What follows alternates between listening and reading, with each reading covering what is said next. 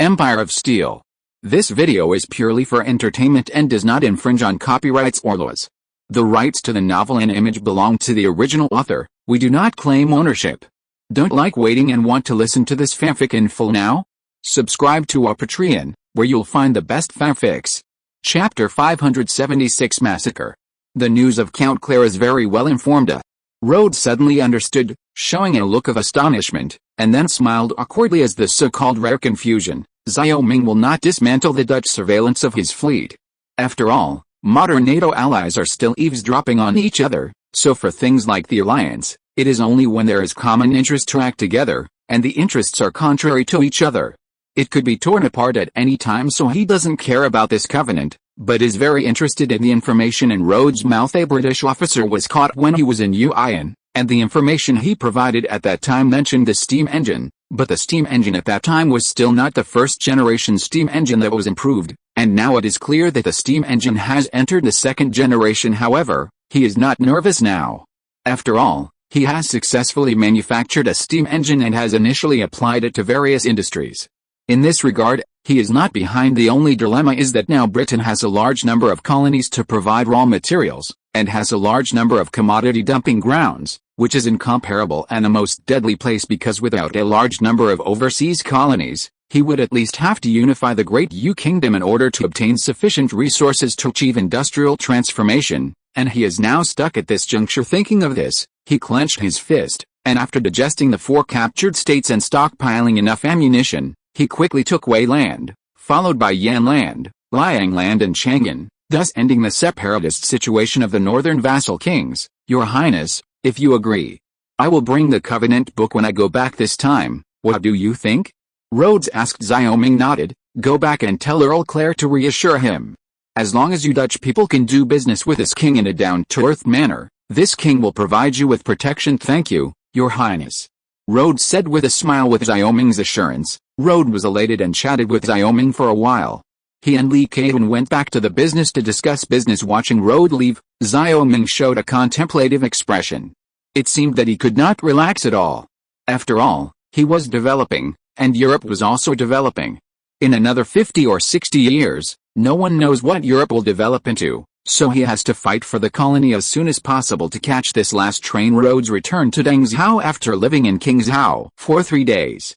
During his time in Qingzhou, he naturally attracted a lot of attention, especially the powerful people who came from Chang'an seemed to have seen a ghost and were talking about him everywhere. After Rhodes left, after 8 days of delay, King Wei finally returned the news, expressing his willingness to see Guangzhou and compensate him for 5 million taels of silver. Hearing this news, Xiao Ming finally breathed a sigh of relief. He immediately summoned envoys from all over the world to sign a truce contract with Xiao Qi in person, which temporarily ended the war in Wei Land. I hope Your Highness can abide by the contract, otherwise we will all join forces to attack, Xiao Qi said at this time. Quizang, Wang Zai, and Zheng Hao also nodded. They had achieved their respective goals. At this time, the common interest was to restrict Xiao Ming's further strength. Rest assured, everyone, this king will not take the initiative to tear up the truce book, Xiao Ming said with a smile. The envoys from the 4 directions nodded their heads. They had stayed in the Qingzhou army for more than a month. Now they couldn't wait to go back. Only Quizang stayed after the other 3 left. Xiao Ming naturally understood what he meant.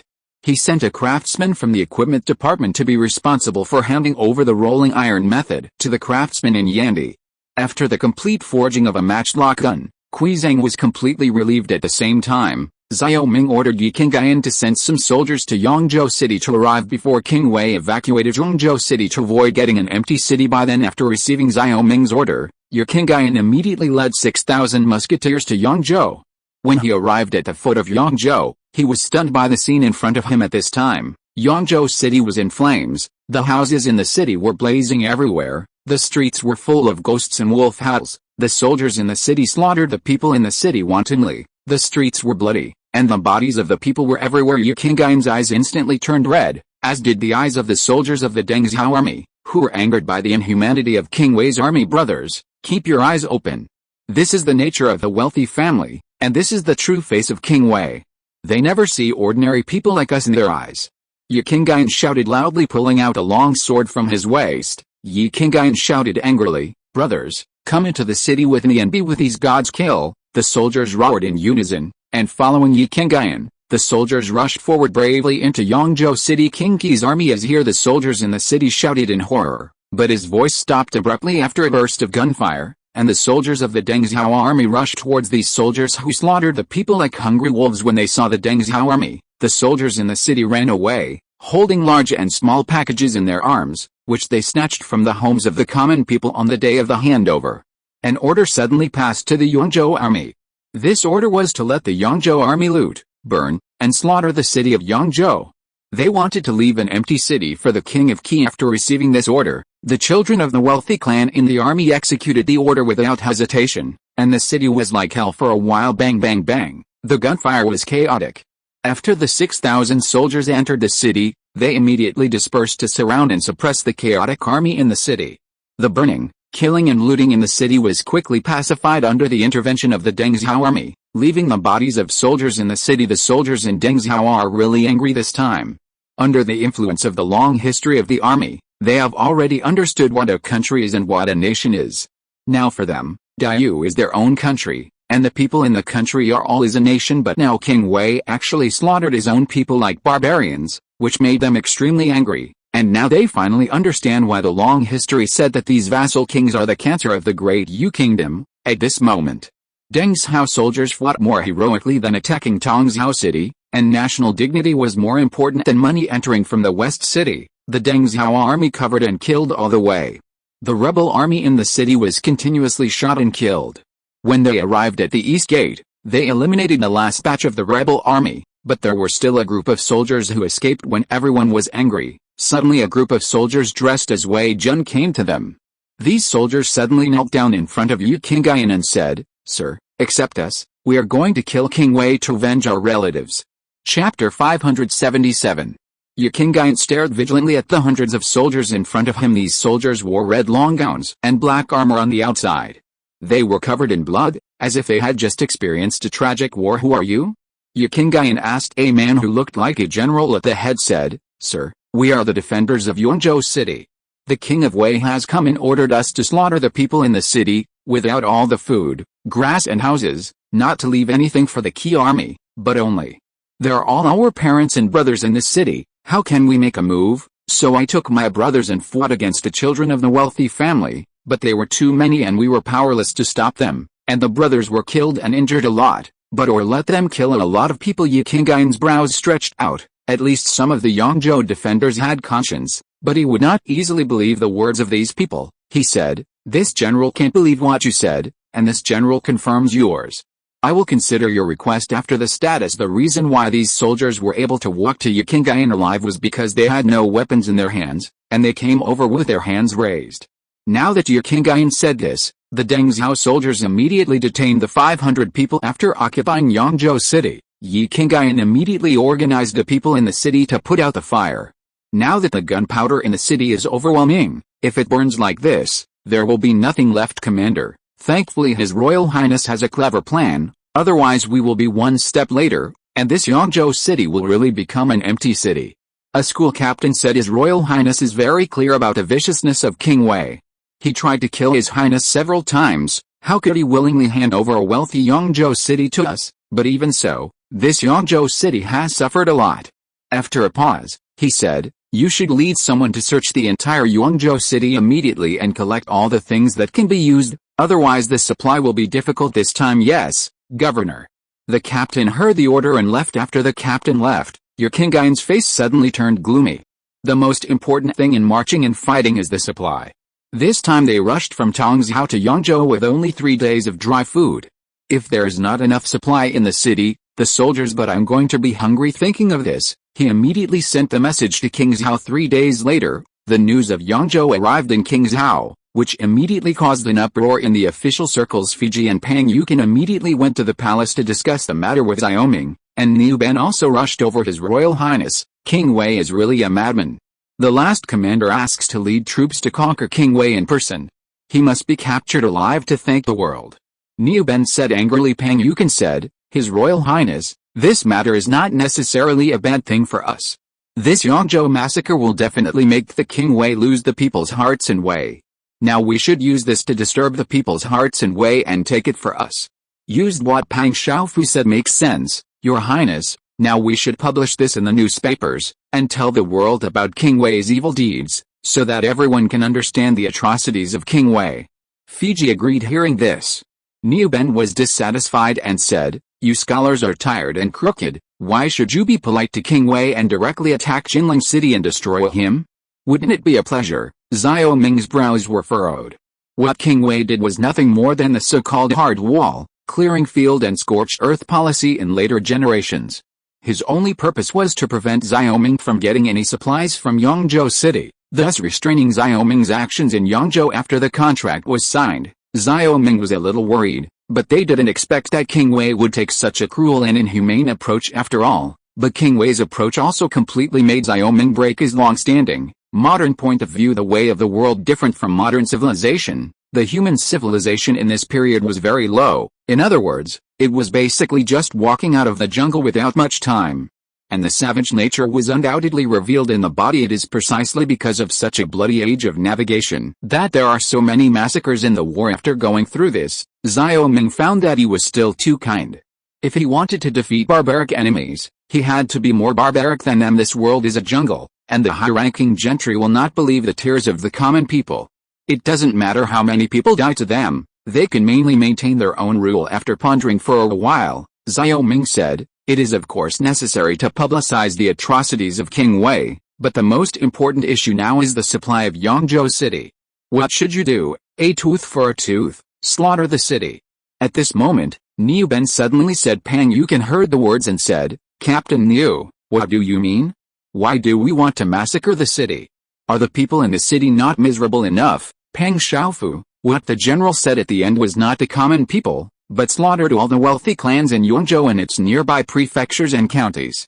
In this way, not only can these noble clans be prevented from taking the opportunity to cause chaos, but also food and grass materials can be collected. Xiao Ming nodded slightly. What Niu Ben said was exactly what he wanted to say. Now that the Deng Xiao army has no supplies in Yangzhou City, and faces unstable factors such as the clan tribes, only by adopting this method can Yangzhou City be stabilized as soon as possible. In fact, many historical massacres were also carried out by local nobles. After all, when the wealthy were in power, the food was in the hands of the wealthy. The way of the governor of Niu is not bad. Fiji said, Your Highness, you are not benevolent. At this time, there must be no benevolence of women. In troubled times, you should use the extraordinary way well. This is what this king really meant. Xiao Ming said to the scouts sent by Yu Qingyan, Go back now and tell Yu Qingyan to destroy all the wealthy families in Yangzhou. Yes, Your Highness. The scout responded and turned away. After settling the matter, Xiao Ming continued, This truce is just an expedient measure, and it is also to prevent the four vassals from joining forces. Now our goal has been achieved, and now you should take advantage of this time to sort out internal affairs, reserve food and grass, and recruit. After training new recruits, after 6 months, this king will launch an attack on Wei from both Huaizhou and Yangzhou at the same time, destroying the king of Wei in one fell swoop. After all, Xiao Ming slammed the table hard. King Wei's despicableness has completely angered him, and he will not give him another chance to continue. Yes, Your Highness. Pang Yukan and Fiji responded in unison. Niu Ben also clasped his fists and nodded. After instructing the three of them on some details of government affairs, Xiao Ming asked them to go back separately. However, as Pang Yukan said, during this time, he wanted to take the opportunity to disturb the people's hearts in Wei Di, so that he could respond with 100 calls when he attacked Wei Di. Therefore, he immediately sent someone to find Fan Zheng to draft the manuscript. Chapter 578. P.S. I am resigning today, and the snail's salary has not been settled. It's really sad. I originally wanted to make a change today, but I was in a bad mood one day. I'm very sorry. Yangzhou massacre, King Wei's atrocities are shameless. The next day, the headline on the front page of Kingzhou Daily roared, and the scholars, businessmen, and dignitaries who got the newspaper were all filled with righteous indignation after reading the article, and cursed the King Wei one after another at the same time. Reporters arrived in various prefectures and counties with newspapers to pass the news to the people of each village. Hey, King Wei, you asked Ben Gong to say something good about you, aren't you giving someone a hand? There is a large courtyard in a private square in the south of Kingzhou City. The three words Princess Mansion are written on the plaque on the courtyard. This is the residence of Princess Pingayang in Kingzhou at this time. In the Princess Gazebo, Princess Pingayang was reading the Kingzhou newspaper. Since she came to Kingzhou, reading newspapers has become a habit of hers. Because she doesn't have to go out, she can understand everything that is happening in Kingzhou from the newspaper. No, since the city of Yangzhou has been ceded, why should there be another massacre? Originally, people in the world still sympathized with him, but now, he has become a tyrant. Yang Mu said when Xiao Wangxun was alive, Princess Pingayang had close contacts with King Wei, and he also received a lot of benefits from King Wei, and now it is a bit regretful. I'm afraid my third brother is jumping over the wall. He must have seen that Xiaoming must kill him. Now it's just a matter of when Xiaoming will do it. Princess Pingayang put down the newspaper gently, and her arms like snow were exposed from the purple silk sleeve. Seeing this, Yang Mu's eyes were a little hot, and he said, King Wei is very powerful. He was defeated by Xiaoming so easily. In the end, the future world might be King Qi's. The royal brothers will has made him the crown prince, which is very clear. Princess Pingayang's expression was a little lazy. She said, by the way, you go and bring the Yunjin from the warehouse. This afternoon Bengong I went to the palace to give Yunjin to the princess, but now that we are under someone else's guard, we should be more diligent. Yes, Your Highness.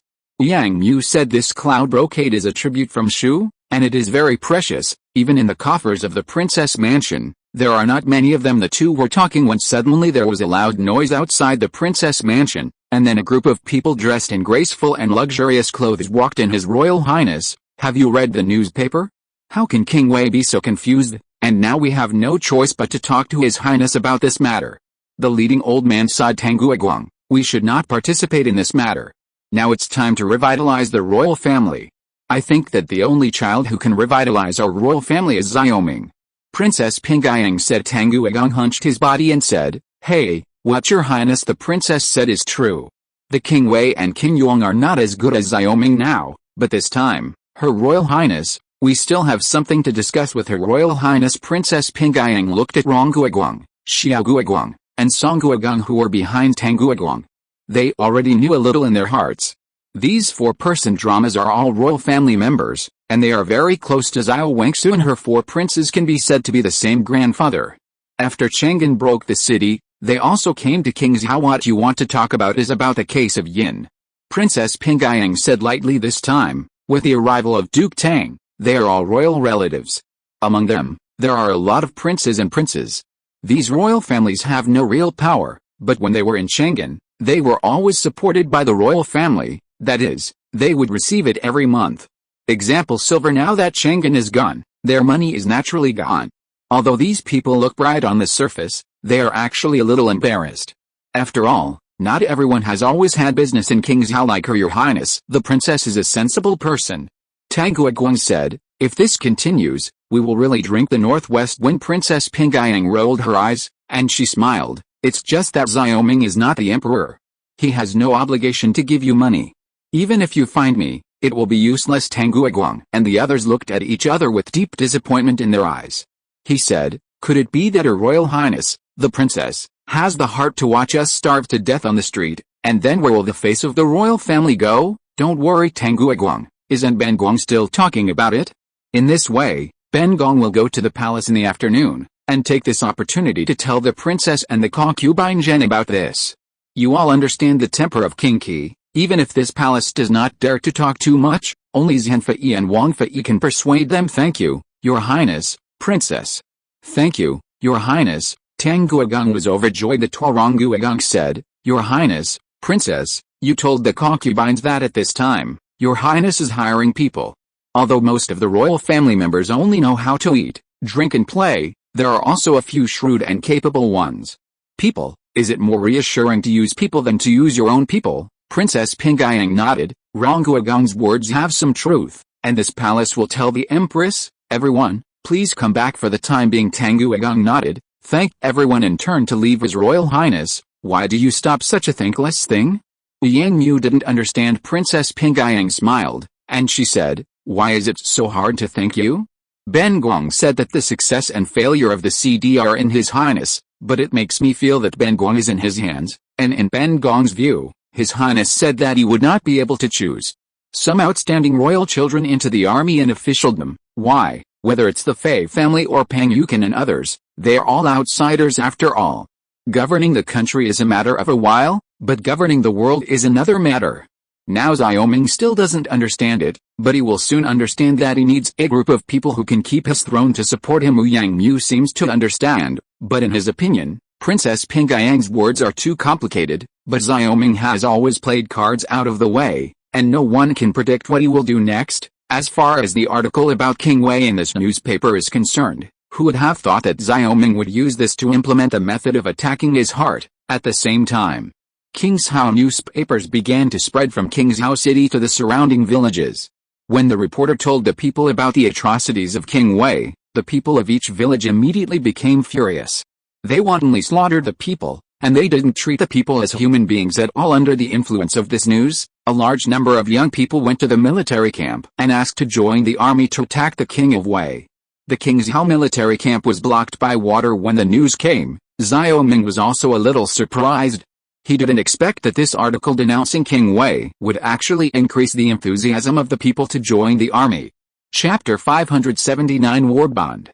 The Kingshao camp was full of people at this time. Xiaoming, Fiji and others stood in the military camp and watched all this with smiles on their faces. Pang Yukin said, "Congratulations, Your Highness. I didn't expect that King Wei's atrocities helped His Highness to unite the people's hearts, and now it is the unity of all people to seal the country from top to bottom. This is indeed a bit of an accident, and it's not difficult to explain. Today's people don't want to go back to being bullied by the wealthy." Xiaoming said in a deep voice. Fiji and Pang Yukin nodded, and Fiji said, "Although the people are angry, we have no way to recruit so many soldiers. The finances of Fenguo can't afford it, and soldiers are not expensive." Although Xiaoming ordered the expansion of the army this time, more people came to sign up to join the army this time, but it can be seen that during this period of time, the country and ethnic education of the common people have achieved initial results. The numbness of the country and me can no longer sway the minds of the people yet. This time Yongzhou was slaughtered, and our idea of getting a lot of supplies from Yongzhou City failed. Even the army we recruited now will probably be stretched thin. Xiaoming asked. Pang Yukin and Fiji looked at each other, sighed and said yes. Xiaoming was angry for a while. King Wei's scorched earth policy turned the original war dividend into a negative asset.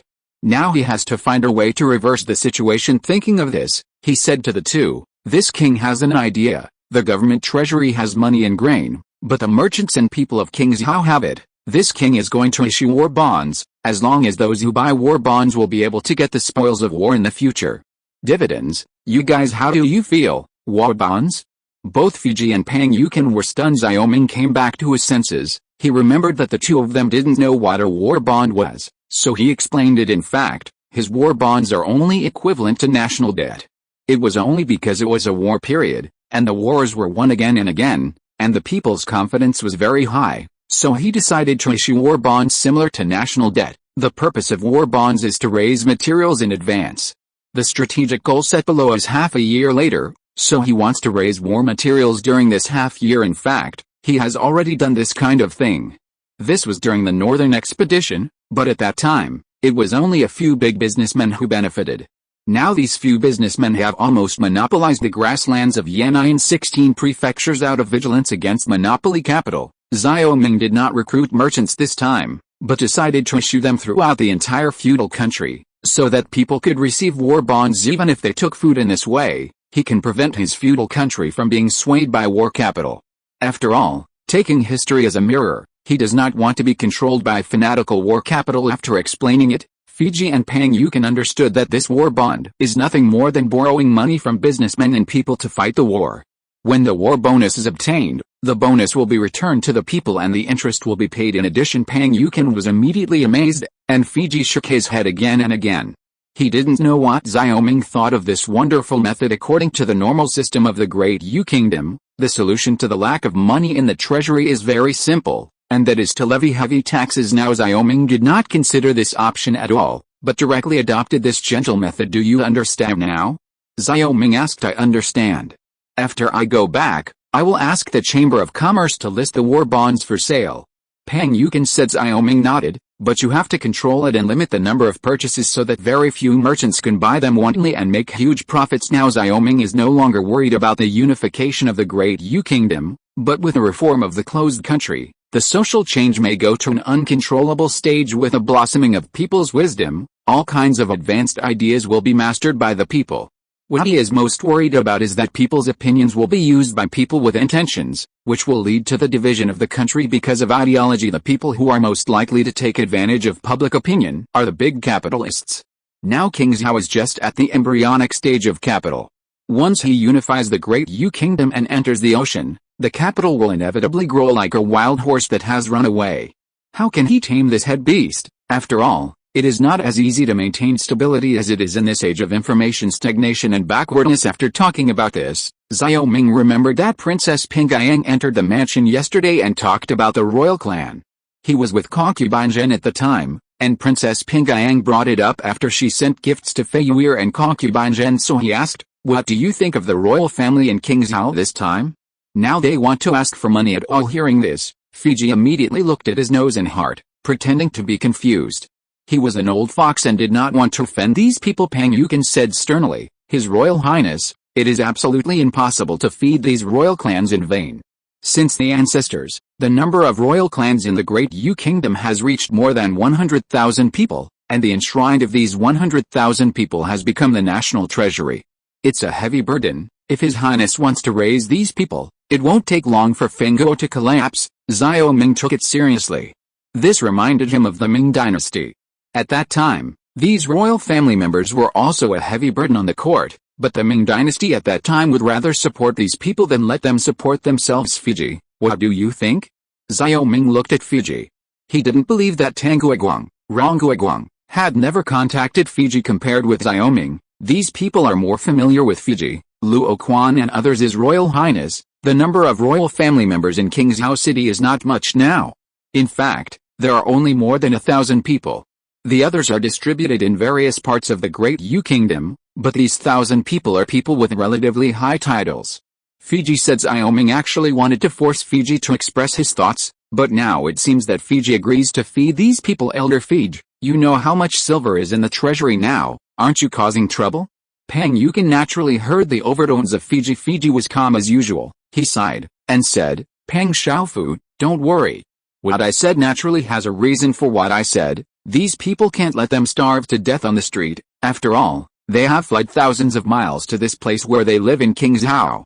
Familiar, to say a common saying, these people are relatives of His Royal Highness. Even if His Highness does not have the money to support them, there must be a way out for them.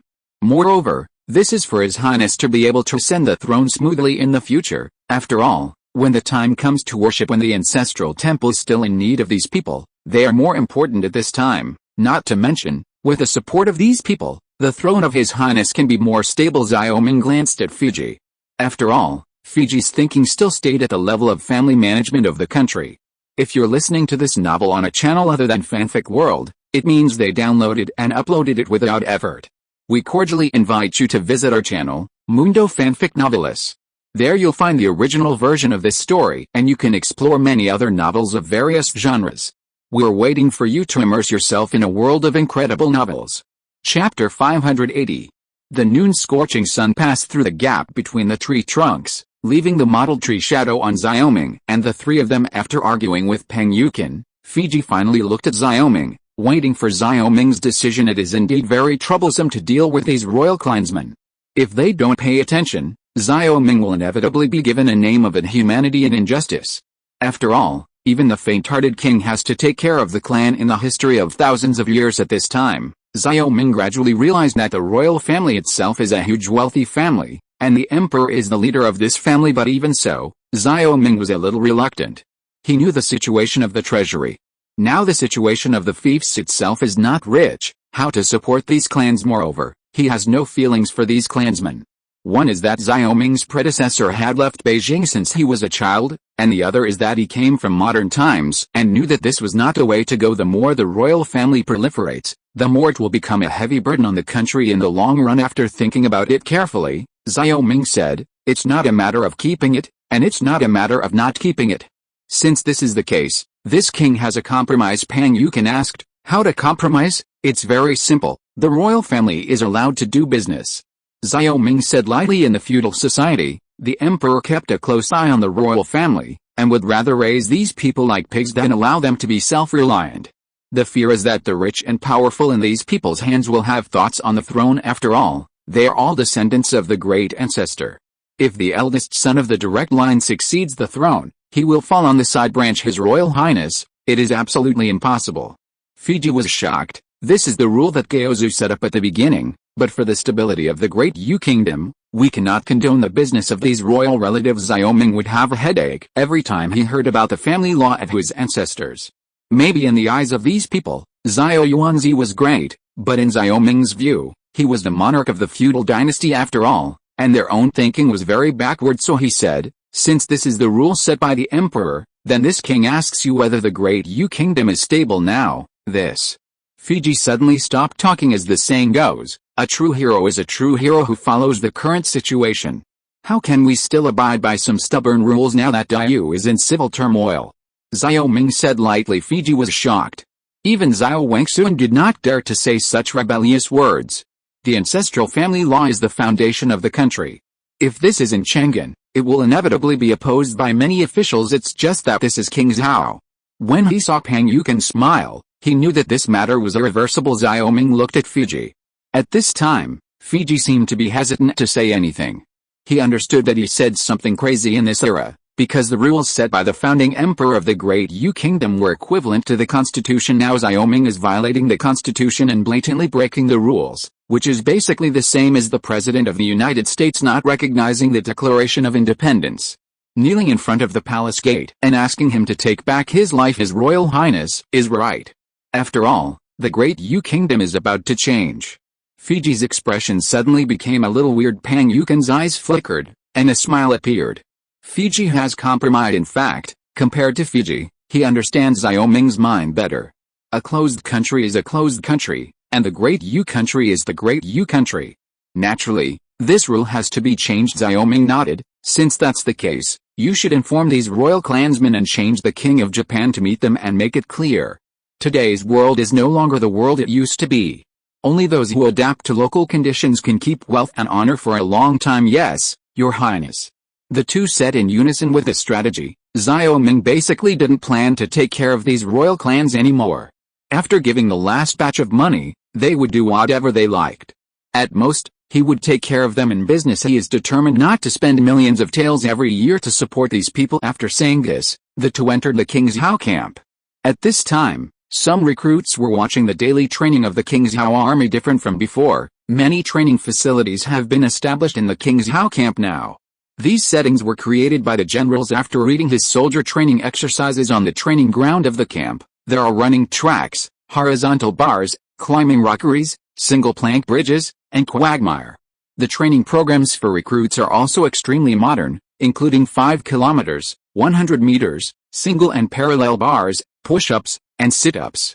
Sitting, long jump, grappling. In addition to these physical training, there are also technical trainings such as array, bullet loading, 3-stage shooting, rolling in, and climbing, and another is backpacking and carrying equipment. Looking at the soldiers being trained on the training ground, these recruits who passed the inspection were full of curiosity. As the saying goes, I have never eaten pork and I have seen a pig run. In the past, the training methods of veterans were completely different from the current training methods.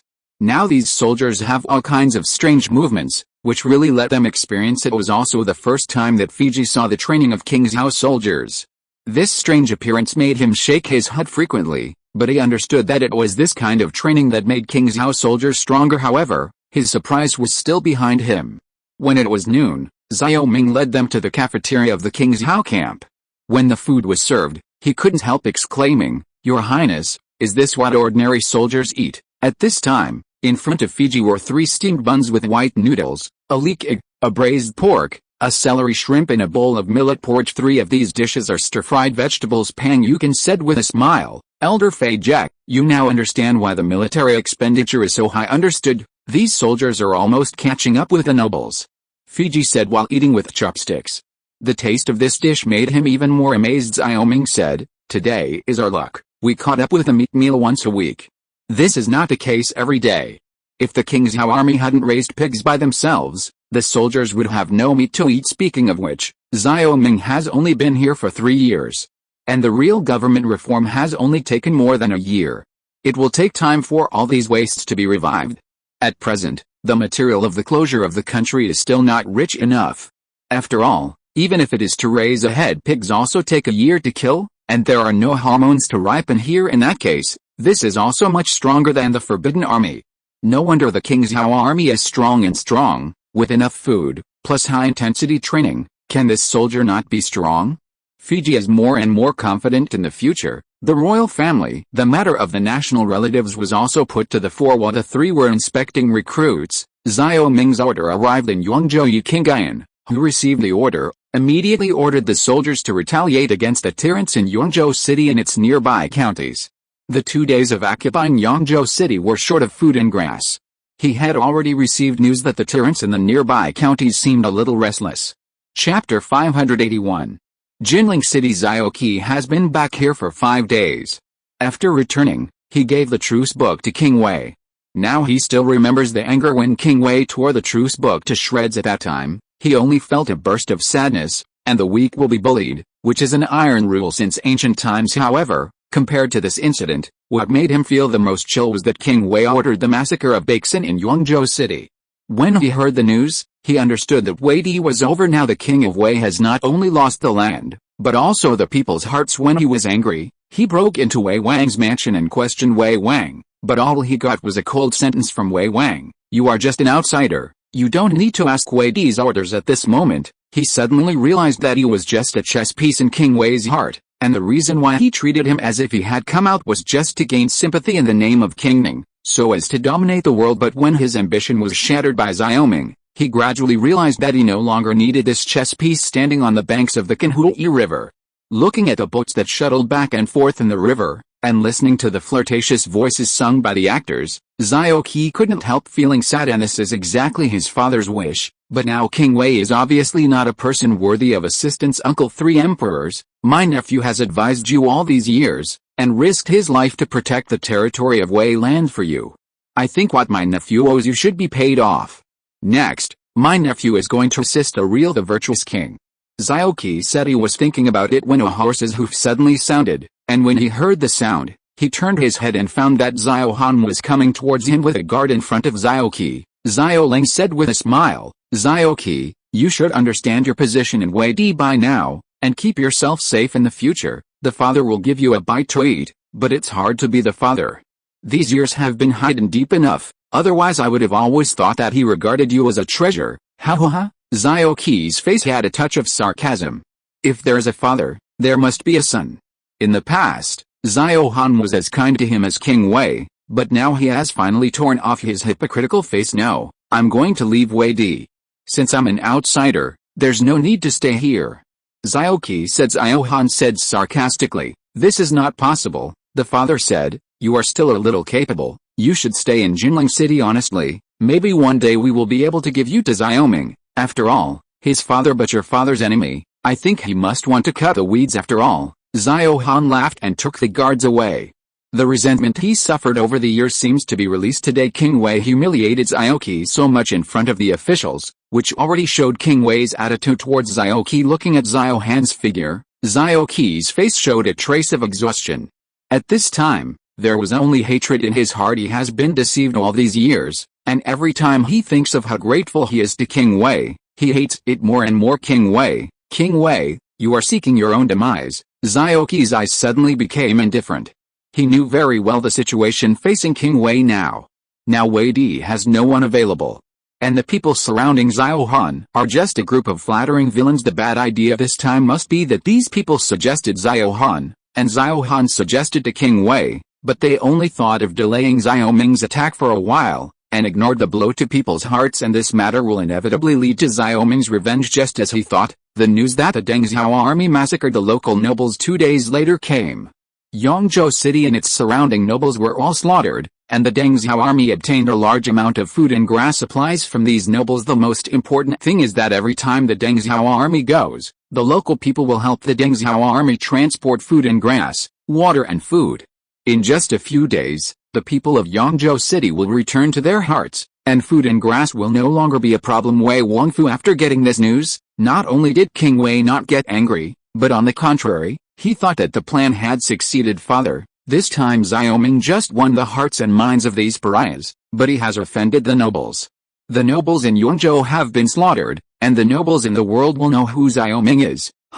Big Yu country was founded on the wealthy family, and now he has offended the world's wealthy family to death. Who will support him and support him? That's right.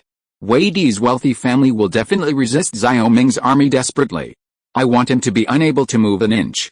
Wei Wang looked crazy. Xiao Han echoed and laughed, and then he said, but father, what about the compensation of 5 million taels? Give it to him, but it's only 5 million taels.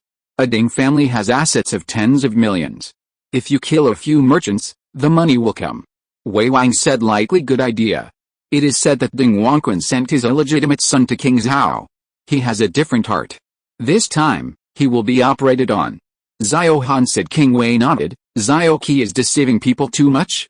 Now we can only expand our army and prepare for war.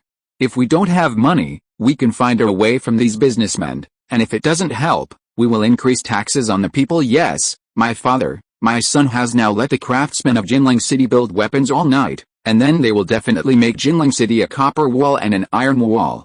Xiao Han said. The father and son looked at each other and seemed to have a tacit understanding. What the two of them didn't know was that after the Yangzhou massacre, Wei Jun's atrocities began to spread in Pengzhou City, Huaishou City, Tongzhou City and Yangzhou City. The people who spread these news include businessmen, ordinary people, and officials. While promoting the atrocities of King Wei, they are also promoting the rich life of the people of Qingzhou under the deliberate propaganda and agitation. The local people were all indignant, and in the next few days, they became more and more angry, because the people who witnessed the massacre in Yangzhou City were sent to the 4 prefectures with their emotional speeches. The people could no longer be a giraffe with its head stuck in the sand. They began to hate King Wei with the stories of their own witnesses, and they yearned for Qingzhou under the publicity of Qingzhou people. After the government office entered and began to completely distribute the land of the noble family to them, the people were completely boiling. Yangzhou City. Li San returned to the city after finishing the emotional complaint in a village in the government office. Yi Qingyan was waiting for him. After seeing him come back, Yi Qingyan smiled bitterly. You secret guards are really powerful. You have made the people so support your highness in such a short period of time. I admire and admire. Li San went all the way from Pengzhou City to Yangzhou. This is the last stop. The secret guard's job is not only to spy on intelligence, but also to gather people's hearts for Xiaoming. Chapter 582. The Power of Capital. It's not that the secret guard is powerful, but that King Wei is too stupid. He only knows how to protect the interests of the wealthy family, but he forgets that there are more ordinary people than the wealthy family in this world sitting in the palace. Li Sam took a sip of tea. He was really exhausted these days. According to Xiaoming's request, they organized a grievance meeting in the village, and let the people who were oppressed by the wealthy come to power to complain, and then ended by scolding King Wei and the wealthy. In addition to the grievance meeting, there were also propaganda slogans in each village. The content of this slogan was naturally to support King Qi and destroy King Wei. At the same time, they are also cooperating with the government to establish a local militia organization to unite people's hearts. Of course, no matter how much you say, there is no actual action.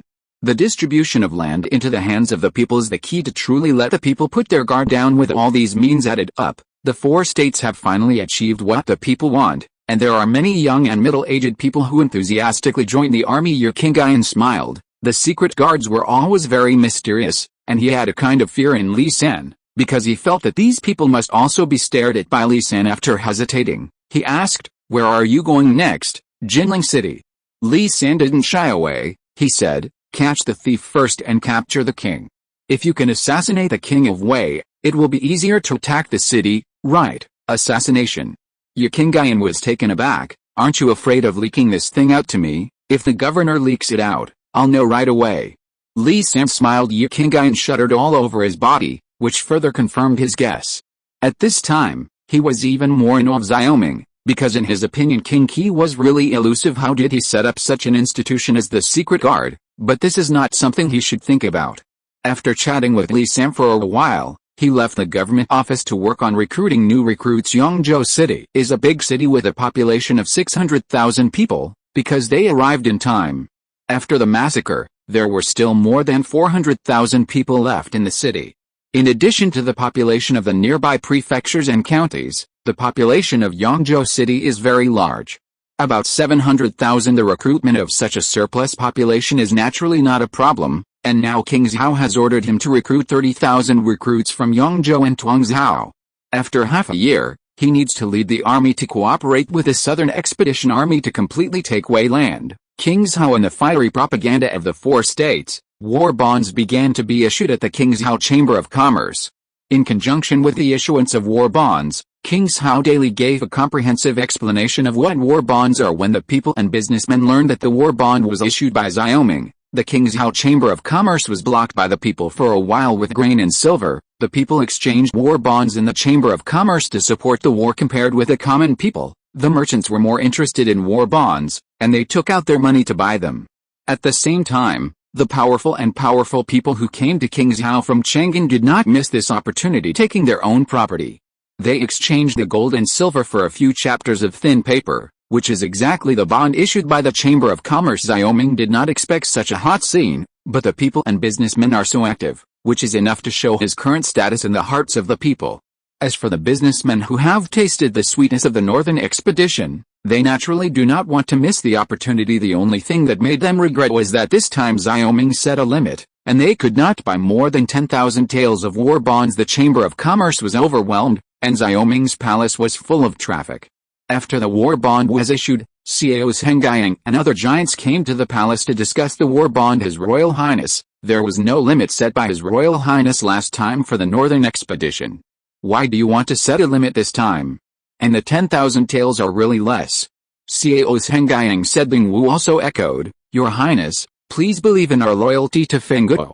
We hope that Your Highness can win consecutive battles and expand territory. Yes, Your Highness, we are all from King Zhao now, and there is no disagreement, the merchants said in a hustle and bustle, and the main hall was full of noise. Xiaoming sat in the main seat without making a sound, but drank tea and listened to the complaints of these merchants. After everyone finished speaking, he said, Everyone, setting the limit is definitely not because this king does not trust you, but this time, war bonds are issued in limited amounts, so you can't get them all. After a pause, Xiaoming said, and this war bond, this king doesn't want too much silver and silver notes.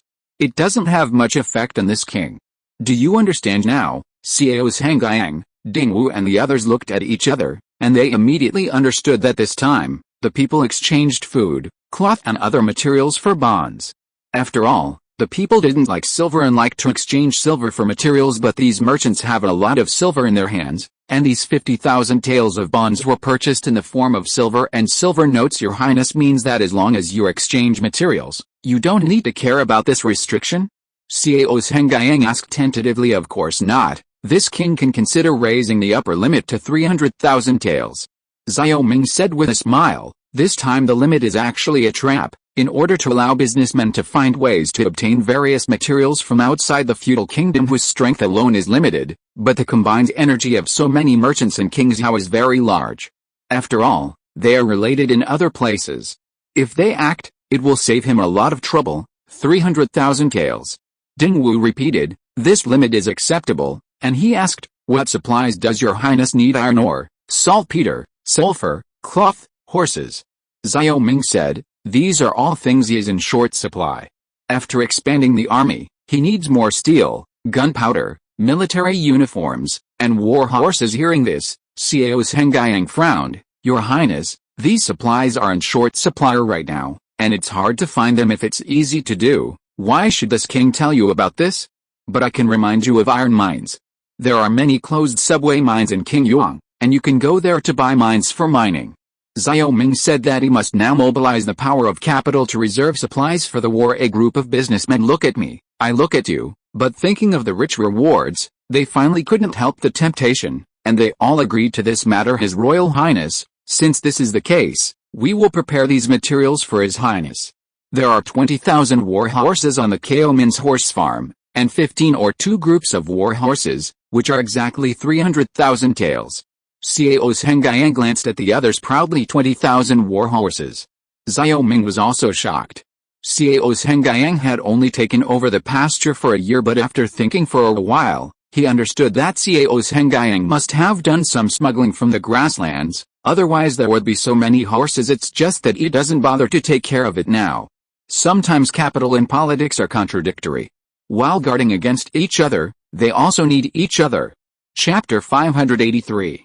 P.S. There are 2 more chapters coming later. The atmosphere in the main hall was a little quiet. Xiao's Hengyang made a group of businessmen feel the gap between them and the Xiao family. Xiaoming smiled. Treasurer Xiao is really a model for businessmen, and the king accepted the 20,000 horses. Your Highness is welcome, Xiao's Hengyang said. Seeing this, Ding Wu said, His Royal Highness, the people of the grass should send some iron ore for His Highness. His Royal Highness, the grass people give the cloth, I give food and grass. A group of businessmen rushed to express their opinions, for fear of falling behind others. They had already tasted the sweetness of the last northern expedition, and now they all want to continue to let Xiaoming start the war in this way. I would like to thank you all.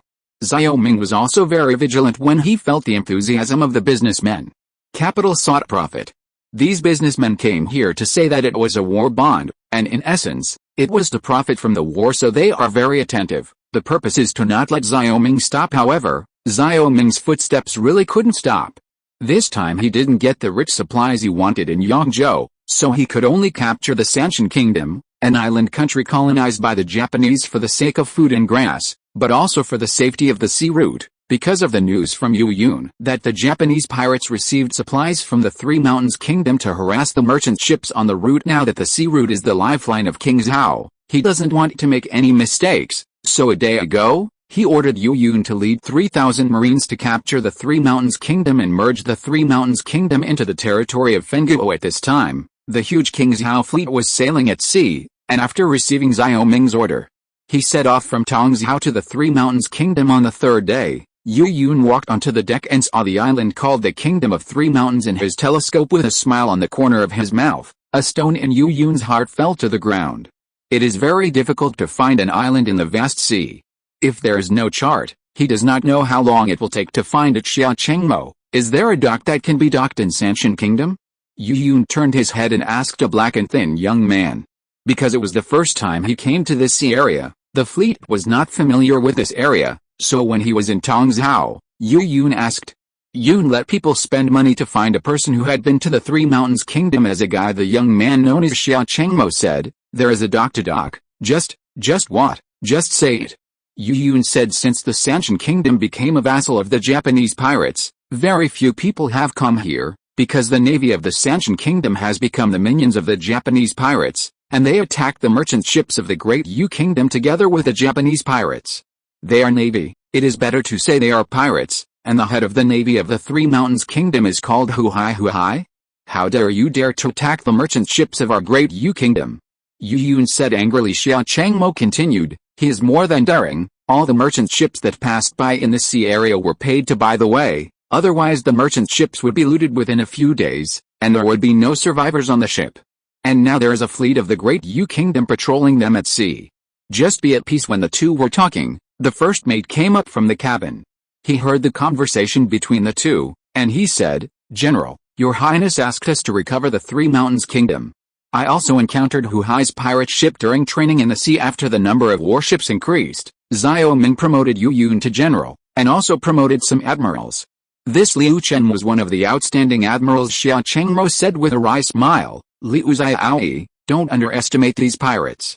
It's not that the king of Chu has not dispatched warships to destroy these pirates before, but these pirates ran away when they saw the warships, and once the warships left, they would rejoin them again.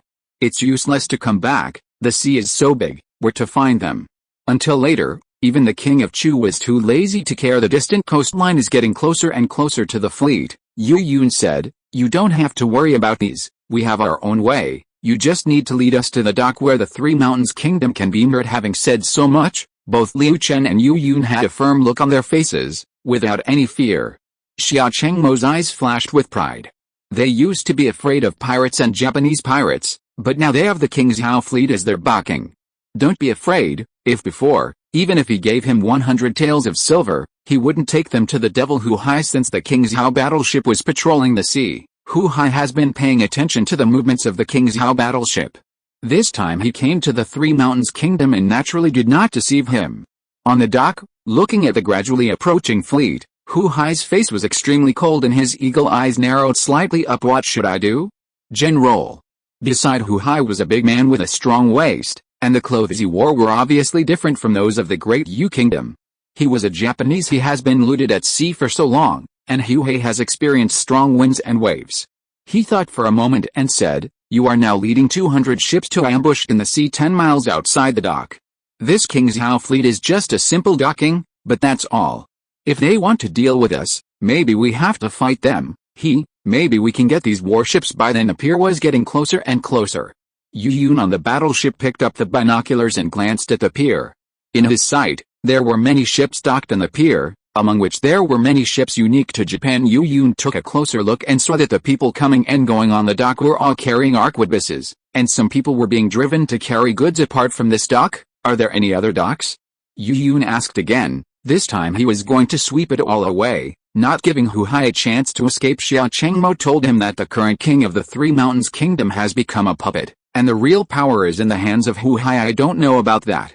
We are not allowed to walk around here. Nodding his head, Yu Yun said to the flag language hand, "Let the warships form a formation 500 meters from the dock, surround the transport ship in the middle, and on the outer side, all the gunners are in place." "Yes, General."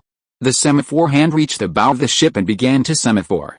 After the semaphore ended, the 24 warships began to change their driving directions. When they were about to arrive at the pier, the formation of the fleet basically became a one-line shape. During the driving process, Liu Chen and Yu Yun kept observing the movements of the pier with binoculars. It seems that they didn't have any good ideas. Some musketeers hid in the bushes, but none of this escaped the eyes of the two of them. If you want me to say, give the pier a few shots. Chapter 584. We didn't come to destroy it. The purpose of occupying Sanshin Kingdom this time is to turn it into a supply base for us at sea, and at the same time to provide food for the feudal country. We didn't get any benefits in Yongzhou this time, Yu Yun said thoughtfully. Liu Chen nodded. So, shall we use a small boat to land? Yu Yun nodded when he heard the words. Put down the boat and prepare to attack. After confirming the order, Liu Chen ordered. Hearing this, the Marines ran up from the cabin one after another, and Liu Chen asked the semaphore to give orders to the other warships. After a while, more than 3,000 musketeers gathered on the deck and took the sling boat to the pier. At this time, Hu Hai was sweating profusely on the pier. The many transport ships on the sea told him that the Great Yu Kingdom was coming this time. He glanced around the pier and saw that there were only 2,000 people on the pier, and this was already the Kingdom of Three Mountains. The entire force is gone, and most of the soldiers do not have arquebuses, but use swords. But each of the soldiers of the Great Yu who came by boat carried a musket with a bayonet on his back. Yu Yun was watching the movement on the dock all the time. What he said to Liu Chen was just a joke. If he really encountered a dangerous situation, he would not hesitate to smash the dock and ensure the safety of the Marines. It is not easy for him to train these soldiers. In order to compete with Niu Ben for equipment, the two almost did not fight in Kingzhou. Now the army's equipment is very short, and no one wants to let anyone at this time. Liu Chen was also preparing to land with the Marine Corps. After landing this time, they would completely occupy the main island of the Three Mountains Kingdom. Wait for my order at any time. Liu Chen instructed the soldiers on the same boat in Kingzhou. Every general was at the forefront when fighting. This time, Liu Chen naturally inherited this tradition. The water was rippling, and the fleet quickly arrived at the pier. Liu Chen jumped onto the wooden pier first. At this time, the soldiers on the pier ran over with guns. Some soldiers pointed their guns directly at them. One of the soldiers asked, "Who are you? What are you doing here?" Liu Chen swept around. There were only 100 of these soldiers holding arquebuses. He said calmly, "We are the fleet of King Qi, and we are ordered by King Qi to drive out the Japanese pirates for the king of Sanshin." "King Qi? What is King Qi?" "Only we, General Hu, have the final say here." The general said, "If you stop temporarily and leave after arrest, if you have bad intentions, don't blame us for being rude." The soldier roared. These soldiers also followed Hu Hai to the sea to raid, so they were very daring. Liu Chen is a straightforward character. Their purpose is to take down the Three Mountains Kingdom. No matter whether the soldiers of the Three Mountains Kingdom are friendly or not, war is inevitable. He sneered, "It's not up to you to decide. It's not up to us to have the final say." "Do you have the final say?" the soldier said disdainfully. Liu Chen glanced behind him. At this time, he was the only one on the shore, and there were no more than 50 people in a boat. However, he was not afraid at all. The characteristic of the Marine Corps is bravery. He directly pulled out a long knife from his waist and pierced the soldier's chest directly. "Kill them, come on brothers, kill them," Liu Chen snorted coldly. And then shouted, "Fire!" Bang bang bang. The musketeers behind Liu Chen pulled the trigger one after another, and white smoke emerged from the muzzle. The soldiers who rushed over immediately fell down a dozen, but at the same time, more and more soldiers rushed over from the dock. Liu Chen was neither in a hurry nor slow. He needed to open up the dock battlefield, so he shouted, "Hold up and wait for support." "Yes, Colonel." After receiving the order, the soldiers quickly formed a formation on the pier and continued to shoot. At the same time, the second and third ships stopped at the pier, and the soldiers rushed to the pier one after another. As soon as the number of people increased, the firepower of the Marine Corps became fierce, and the soldiers rushed over to fall. When did the army of the Great Yu country become so powerful? Hiding in the warehouse outside the dock, Hu Hai looked at the soldiers who were falling down like a cold winter under the shooting of the firearms of the soldiers of the Great Yu Kingdom. The soldiers of the Sanshan Kingdom were completely vulnerable. At this time, he couldn't help but turn pale with fright. He had never fought such a war before. "Withdraw," a trembling word came out of Hu Hai's mouth, and now he finally realized that he could not defeat these soldiers at all. However, he still has a naval battleship. During the escape, he ordered his men to light a bonfire on the pier. He could not want this island, but he wanted a battleship from the Great Yu Kingdom. As long as he can get one, he can roam the sea. The beacon fire on the island attracted Yu Yun's attention. This unusual behavior made him vigilant. He believed that this was definitely not an accident. Sure enough, within a short while, Yu Yun saw through the telescope that 300 ships were assembled in the Western Sea area, and there were many soldiers with weapons on the ships. It's interesting now. Yu Yun looked at the 300 battleships. The enemy's number of battleships was very advantageous, but he didn't worry about it. The naval battle was not just enough for a large number of people. "General, do you want to fire? These warships will soon enter the range." The second mate said at this time, putting down the binoculars. Yu Yun shook his head. "Don't worry, bring them closer and hit them again. These ships have very little reminders and can't stand the bombardment of great bullets. You have to replace all the gunners with great bullets, and I will teach them what is a naval battle." "Yes, General." The second mate turned and got out of the cabin following the wind. Hu Hai's ships approached very quickly.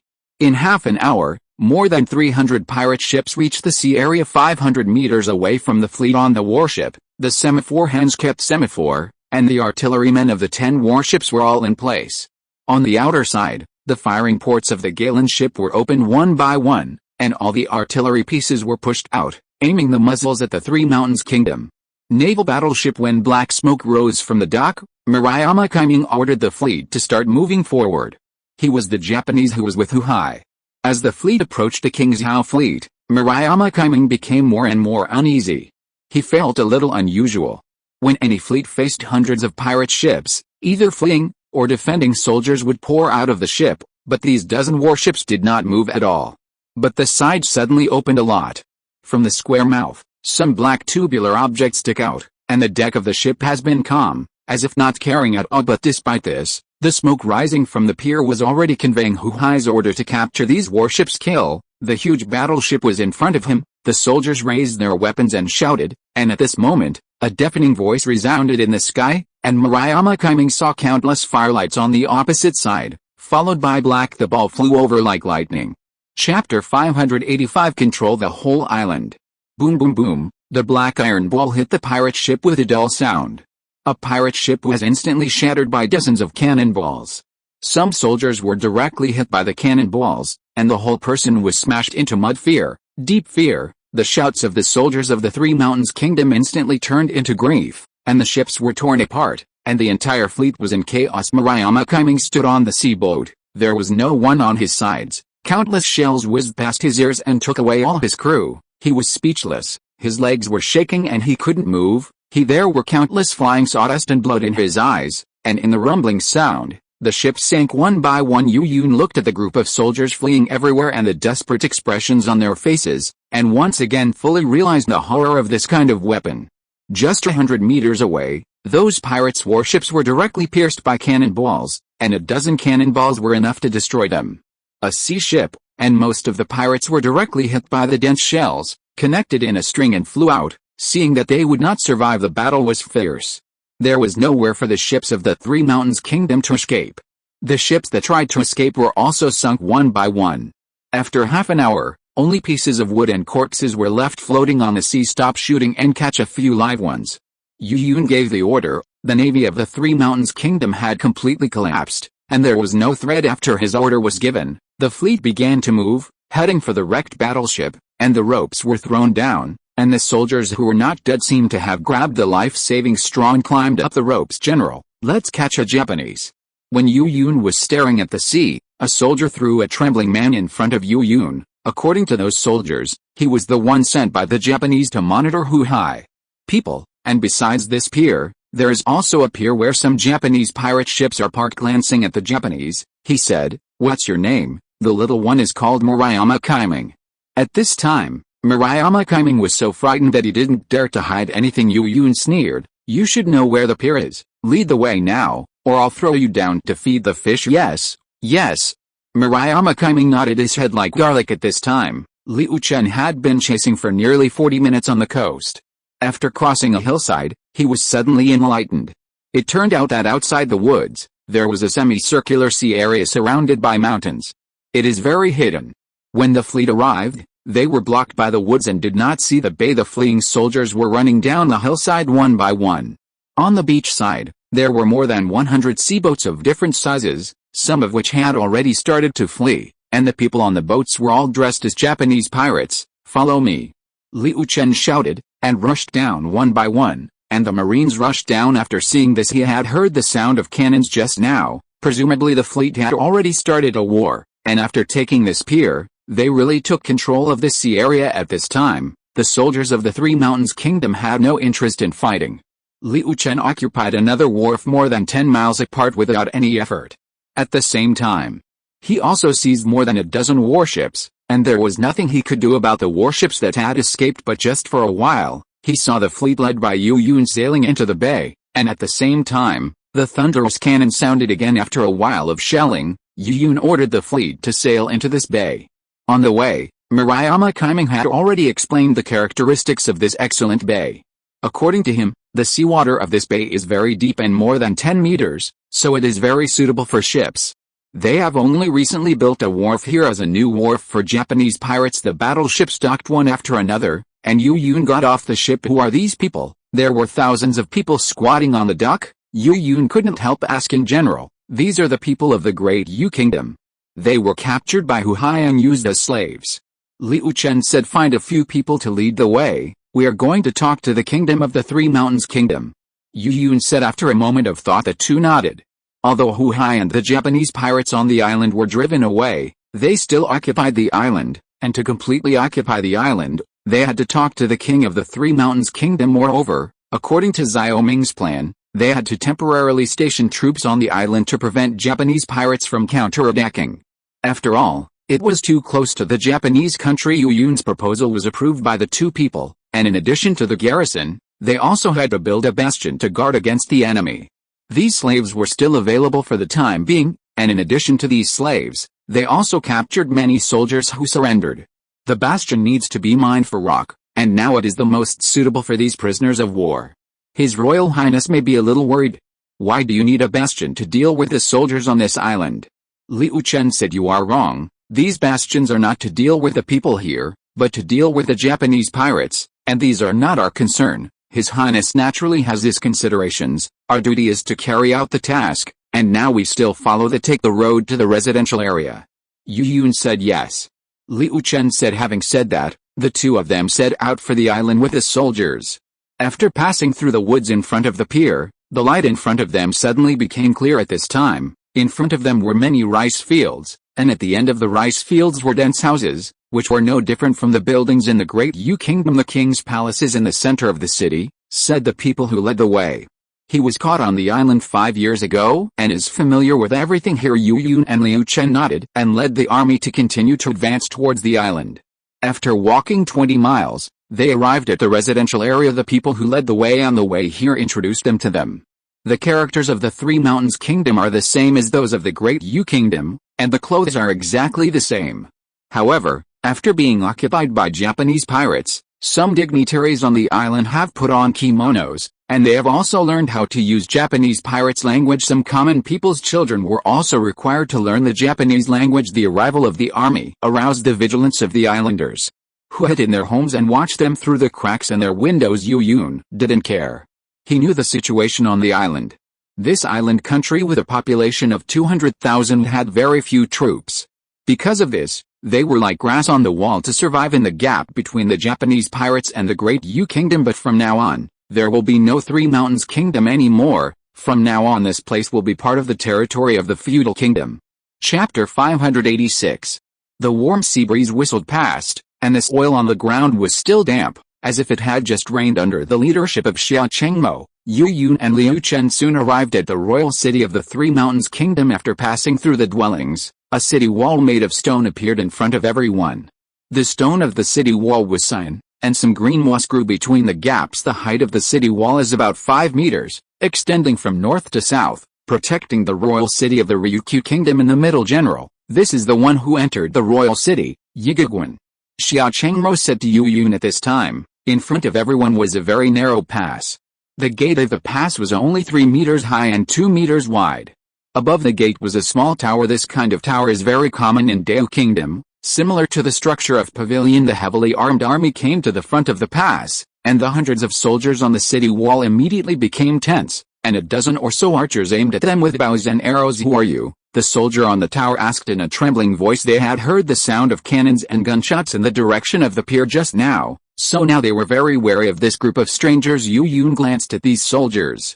According to the information provided by Xia Chengmo, the strength of the Three Mountains Kingdom was limited, and most of them were in the hands of Hu Hai. Now that Hu Hai has been driven away by them, there is basically no resistance in this royal city, and it is estimated that there are only 1,000 people left on the wall. We are soldiers of the Great Yu Kingdom.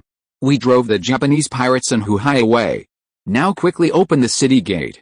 We want to see your king. Yu Yun said coldly. The soldiers in the city were shocked when they heard the news. With the support of the Japanese kingdom, Hu Hai became the #1 official of the Sanshin Kingdom. The people and soldiers of the Sanshin Kingdom were all afraid of him. Now suddenly a group of people drove away Hu Hai, and they were a little panicked. "We have informed the inner palace. Please wait outside the gate." The soldiers on the city wall did not dare to offend, and said carefully, "It is extremely simple for these people to drive away Hu Hai and capture the castle. Now they have no arrogant capital. Yu Yun is not a war madman." Hearing this, he nodded and waited for a reply. While he was waiting, Liu Chen and the soldiers had already circled the castle, and when he returned to Yu Yun, he said, "General, this castle is not big. It is estimated that a circle is about Liuli Road, at the pass. There are very few defenders on the wall outside, and it is very easy to take this castle from the upper end of the city wall." Yu Yun looked at some of the buildings inside. The exposed buildings, like the roofs of the buildings in the Great Yu Kingdom, were all overhangs with yellow tiles on them. "Wait for a while. If this Ryukyu king is ignorant, we can't say we're going to do it. Go and prepare the powder keg now, and then blow up the city gate directly." Yu Yun said, "Yes, General." Liu Chen responded and prepared to go. After giving the order, Yu Yun looked for a high ground and looked east. In the telescope, he saw an ocean on the opposite side, and he looked south again, and the territory of the Three Mountains Kingdom was unobstructed. As marked on the sea map, the territory of the Three Mountains Kingdom was long and narrow. Compared with the width, the island is very narrow and long, 200 miles from south to north. The position where they are now is the widest part. This position looks like the position of the worm's neck. Has a lump that protrudes westward. The two piers just now were the upper and lower sides of one of the semicircular lumps, and it was for this reason that he couldn't find the other pier. After all, he came from the southwest facing the pier to the south. After waiting for a while, some beads of sweat appeared on Yu Yun's forehead. Now King Zhao has turned cold, but it is still very hot here. Having studied geography at Bowen College, he knew that the Three Mountains Kingdom belonged to the subtropics, with a warm and rainy climate. It was for this reason that the Three Mountains Kingdom was favored by the Japanese. While he was observing the terrain, there was a sudden commotion on the city tower, and then a figure in the shape of a general appeared on it. Looking at the 2,000 soldiers under the city, the general's face turned pale. "Open the city gates," the general ordered. After receiving the order, the gate of Yigu Pass slowly opened, and then the general came out of the pass and bowed his head. No ceremony. Yu Yun showed a smile on his mouth. The Three Mountains Kingdom has always called the envoys of the Great Yu Kingdom as angels to show respect. Jack got up and carefully looked at Yu Yun and his party, then he stood to one side, stretched out his hand and said, "Angel please." Yu Yun nodded and was about to enter the pass. At this time, Liu Chen ran over from behind to stop him and said, "General, be careful with deceit, or let the general lead the soldiers to find out." Hearing this, Yu Yun suddenly recalled, and he nodded lightly. Liu Chen glanced at Jack, and entered the pass with 1,000 soldiers. After searching the entire castle, there was no ambush. He came back and informed Yu Yun that he could enter with peace of mind. Jack never said a word, and only said at this time, "The angel is too much? The king has been waiting for the Great Yu Kingdom to help. Now that the angel is coming with a large army, how can we ministers dare to be the enemy of the angel? It's been some years since the kingdom of Sanshan and the kingdom of Deu cut off contact, so we have to guard against it," Yu Yun said as he walked into the castle. As soon as they entered the castle, a group of red buildings appeared in front of everyone. These buildings were carved and painted like a small palace. The only difference was that these buildings were all made of wood, and there were many small windows on them. It's exquisite. Following Jack, Yu Yun and his party walked towards the palace, and the Marine Corps had already monitored them along the way. Arriving in front of the largest palace in the complex, Yu Yun saw a middle-aged man in an official uniform with a red gold silk cloud border, surrounded by the crowd, waiting for his arrival. "The angel is here. Xiao Wang is very honored." The middle-aged man closed his hands and bowed to Yu Yun. Yu Yun looked at the middle-aged people. When the kingdom of Sanshan was a vassal state of the Great Yu Kingdom, the prince of the Great Yu Kingdom once sent messengers to give the Sanshan Kingdom the title of the Sanshan King.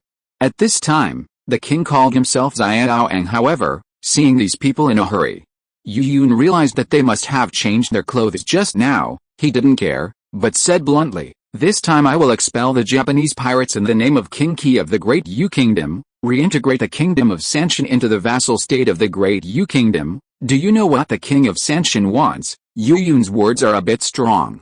Today's world situation is that the weak will eat the strong, and he doesn't like the fake said on the surface, but directly points out the purpose. The king of Shan Wang was shocked when he heard the words, and said, "King Qi? Isn't he the emperor of the Great Yu Kingdom?" If you're listening to this novel on a channel other than Fanfic World, it means they downloaded and uploaded it without effort. We cordially invite you to visit our channel, Mundo Fanfic Novelis.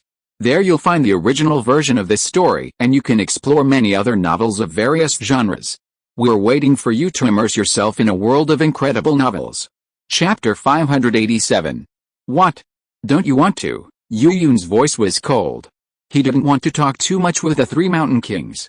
If he didn't obey, he could change it for an island with a population of only 200,000 people. He could easily control it. A layer of cold sweat broke out on the back of the Three Mountain King.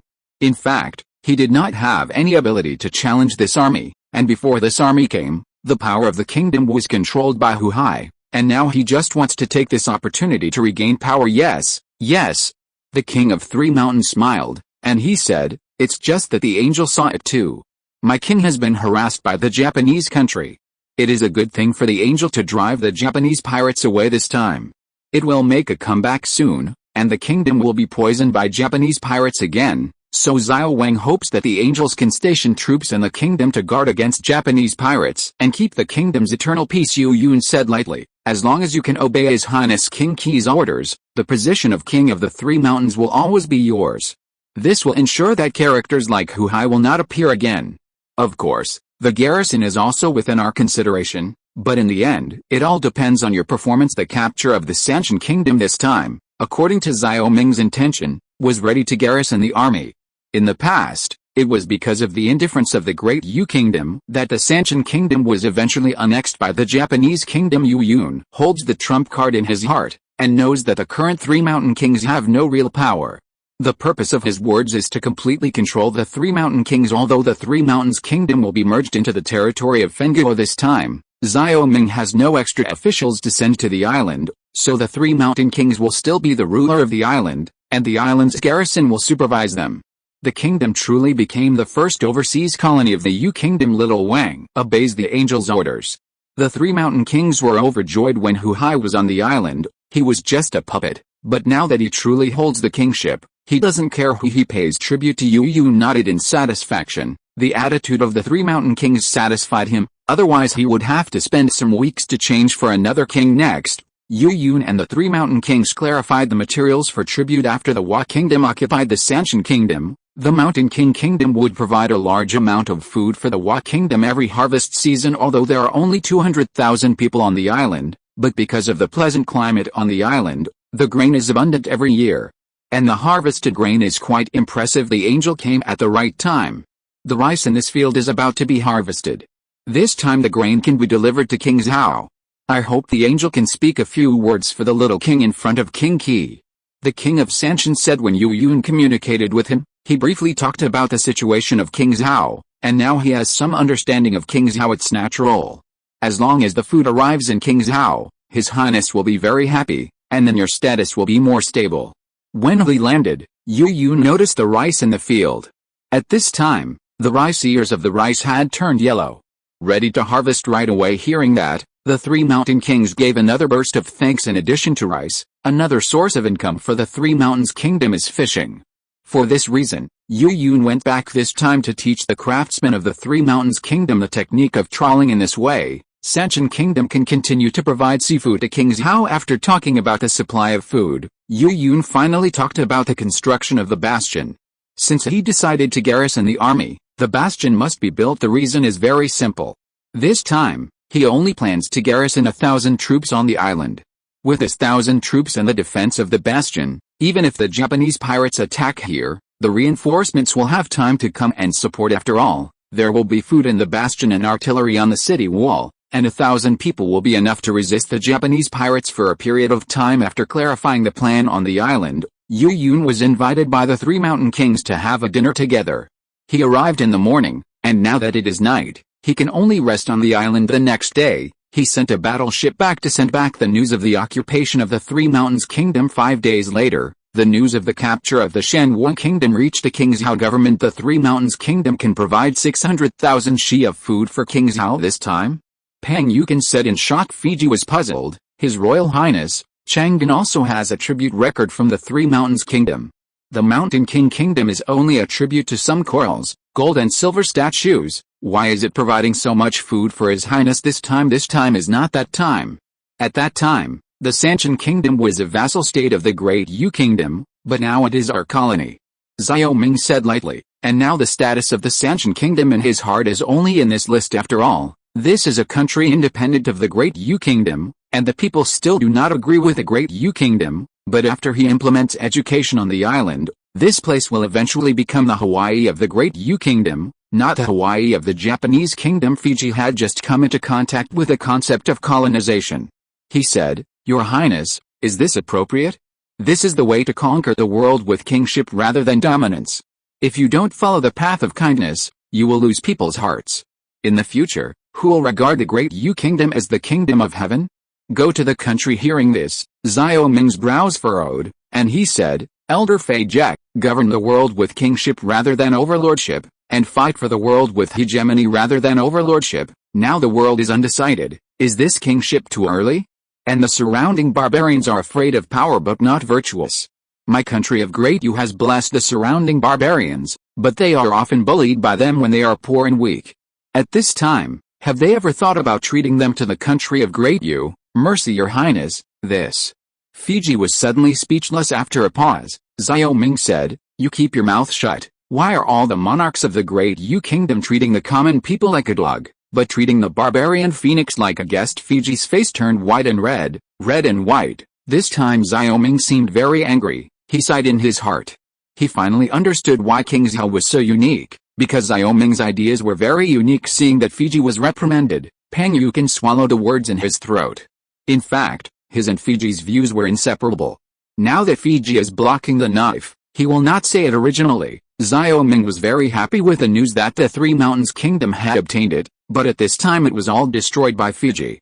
He waved his hand and asked Fiji and Pang Yukin to go back this time. Fiji's words are full of the so-called benevolence and morality of Confucianism, but the general rules of the Age of Voyages are more barbaric than anyone else, and what he is most indignant about is that the history of Fiji has always been filled with this kind of prefer to not be with outsiders. The idea of giving to the slaves. In fact, many people misunderstood the tributary matter. thinking that it was the Great Yu state taking advantage of it, but it was not, because after each tribute, the Great Yu state would take several times the value of things to the envoys of the vassal states for them to bring back. Even in the Ming dynasty, the Japanese country took advantage of the tributary, and even paid tribute twice a year, because it was a profitable business for the Japanese country. The person who called the boss happily gave this person 10,000 yuan, which was extremely stupid because of this. Now he came to this era to break the cycle of this kind of thinking. From then on, Dayu should not be a hypocrite, but a real villain. This is a normal country. However, Fiji's words also made him finally figure out why the dynasties changed, and the people did not have any nostalgia for the court. In fact, the people have a steel scale in their hearts. Since the king treats me with a state scholar, I will repay it with a state scholar. Will be revenge.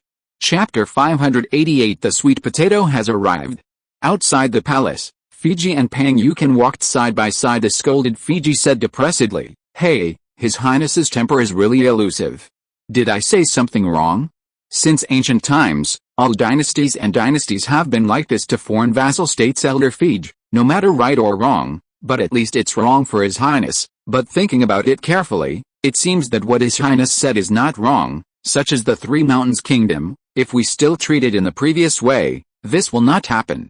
It will definitely fall into the hands of Japanese pirates again in a few days, and once the Japanese pirates have sufficient supplies of food and grass, they will inevitably invade. At that time, our kindness will be cruel to the people of the Great Yu Kingdom. If you say this, Your Highness does not think at all wrong. It makes sense for you to say that. Fiji was somewhat enlightened, but the face of Dayuguo, can you eat your face? Pang Yukin said something Xiao Ming often said. Fiji opened his mouth and sighed deeply. It seems that I have to go to Bowen College to read the book again. Maybe I can understand His Highness's thoughts. The two were talking when they suddenly saw Li Keitun walking towards the palace with two people carrying a basket of things. Pang Yukin stopped him and asked, "What is this?" "Sweet potatoes." Li Keitun wiped his sweat and said, "And he delivered the batch of sweet potatoes just after they were unloaded from the merchant ship." Pang Yukin's eyes widened immediately. "Is this a sweet potato?" "Yes, the Dutch merchant ship was delivered to Dengzhou, and I will bring it back as soon as possible," Li Keitun said, and the greeter was about to leave. Fiji looked at the somewhat demented Pang Yukin and asked, "Pang Xiaofu, why are you so excited?" "Because this thing is more productive than potatoes." Pang Yukin burst into tears. "It seems that in the future, Dayu will not starve to death. Higher yield than potatoes?" Fiji was also surprised, and he looked at the things in the box, but Li Keitun took the people away. Entering the palace, Li Keitun directly found Xiao Ming. "His Royal Highness, this is the sweet potato sent by the Dutch?" Li Keitun said, pointing to the sweet potato piled in the bamboo basket. "The sweet potato is here." Xiao Ming was depressed, but the moment he saw the sweet potato, his mood instantly rose. "I arrived in Dengzhou 3 days ago, and I sent someone to send it to the shore. Your Highness, can this thing really be worth 30 stones per mu?" Li Keitun still didn't believe it. "Of course, this can still be fake. Now potatoes have proved themselves, and now this king will let sweet potatoes prove themselves." Xiao Ming said happily, in his opinion, sweet potatoes are more valuable than potatoes. The preservation of potatoes is still a problem, but sweet potatoes can be cut into slices and dried into dried sweet potatoes. When he was young, he often ate dried sweet potatoes, and the old man at that time said that they also ate this when they were young, and even they ate sweet potato leaves made buns. Li Keitun nodded. "If this is the case, with potatoes and sweet potatoes, the food problem of the closed country can be solved." "How can it be so simple? We have to wait until it is popularized," Xiao Ming said with a smile. Sufficient food means population growth. In the era of great voyages, it was the stage of the population explosion in the West, and he could not fall behind, because in his opinion, after the end of the civil war in Dayu, the population would inevitably decline on a large scale, and with sufficient food, fertility can be encouraged. Looking at the sweet potatoes in the basket, Xiao Ming was happy but also a little jealous. He hadn't eaten roasted sweet potatoes for a long time. At this moment, Aster passed by outside the main hall. Xiao Ming stopped her and asked her to put the sweet potatoes. "Take it to the pantry and bake it, Your Highness." "Is this sweet potato?" Aster's eyes rolled. How could Xiao Ming not know what this girl was thinking? He told them about the deliciousness of sweet potatoes on weekdays, so he said, "There are a lot of sweet potatoes, you can just take a few and eat them when the time comes." "Thank you, Your Highness," Aster said happily. After the sweet potatoes were delivered, Li Keitun had nothing to do, and left the palace with a resignation at this time. Xiao Ming also returned to the bedroom with a smile on his face at this time. Fei Yu'er was reading a book. Seeing Xiao Ming so happy, Fei Yu'er smiled and said, "What makes your highness so happy? Li Keun sent sweet potatoes, and the Three Mountains Kingdom is about to send grain. Now the grain of the Fenghuo will be harvested soon, and the potatoes will also be harvested in autumn. In this way, the grain of the Fenghuo will be richer." Xiao Ming grew the happier. He thinks, the people take food as their heaven. With this food, he no longer has to be afraid of anything. Fei Yu'er was also happy for Xiao Ming when she heard it. When she first came to King Zhao, she thought she would have a hard life, but she did not expect that King Zhao's life would be more comfortable than Shangin. "Congratulations, Your Highness."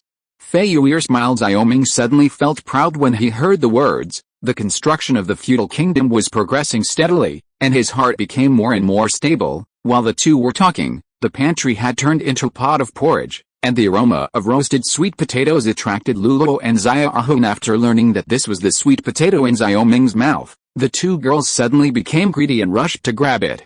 Aster looked helpless, but she didn't bother to care, because he took a big sweet potato beforehand and laughed. After a while, she took a light bite, and suddenly the sweetness and fragrance spread in her mouth. The taste was much stronger than that of boiled potatoes. At this time, Luluo and Xiaohun also tasted deliciously. "Your Highness is really capable. You can get such delicious food." Aster ate several mouthfuls in a row, and then sighed with satisfaction. Luluo eats the fastest. After eating what was in her mouth, she narrowed her eyes with enjoyment. Then she looked at the sweet potato in Aster's hand and said unwillingly, "Sister Aster, can you finish eating such a big sweet potato? Let's help you eat together. You. Aster gave Luluo a white look and gave her a part. "His Royal Highness is right, you are a snack foodie." Luluo doesn't care, she will be happy if she eats it. The sweet potatoes were baked, and naturally they were also sent to Xiao Ming. Xiao Ming saw the sweet potatoes on the plate. It was not so new. After all, he did not eat less of these things in modern times, but Fei Yu'er was different. "Put it in your mouth." Xiao Ming took it with his empty hands and said, "Peel the skin before eating." After speaking, he peeled off the skin of the sweet potato and gave it to Fei Yu'er. After taking it with a smile, Fei Yu'er took a light bite, chewed lightly, and said in her mouth, "Well, it's delicious." Xiao Ming also picked up a sweet potato and ate it. Like potatoes, sweet potatoes are a powerful tool to solve famine. After sufficient food, they will not be regarded as staple food. Potatoes are used for cooking, and sweet potatoes become a snack material. Halfway through eating, Fei Yu'er felt choked and hurriedly drank a few sips of water. It was the first time she ate it. She felt very delicious, but sweet potatoes, like potatoes, are more choking when eaten dry, but I have to say, this sweet potato is really delicious. Chapter 589 Gossiping about the government.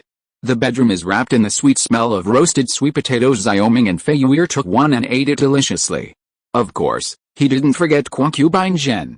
He had already sent some roasted sweet potatoes to Concubine Zhen just now. "His Royal Highness, these sweet potatoes are so delicious and high-yielding. This is really a blessing for the Great Yu Kingdom." Fei Yu'er chewed slowly, and the smile in his eyes grew stronger. Xiao Ming nodded. Now that there are potatoes and sweet potatoes, the agricultural king of the country can feel at ease. For him, he mainly introduced these two high-yield crops.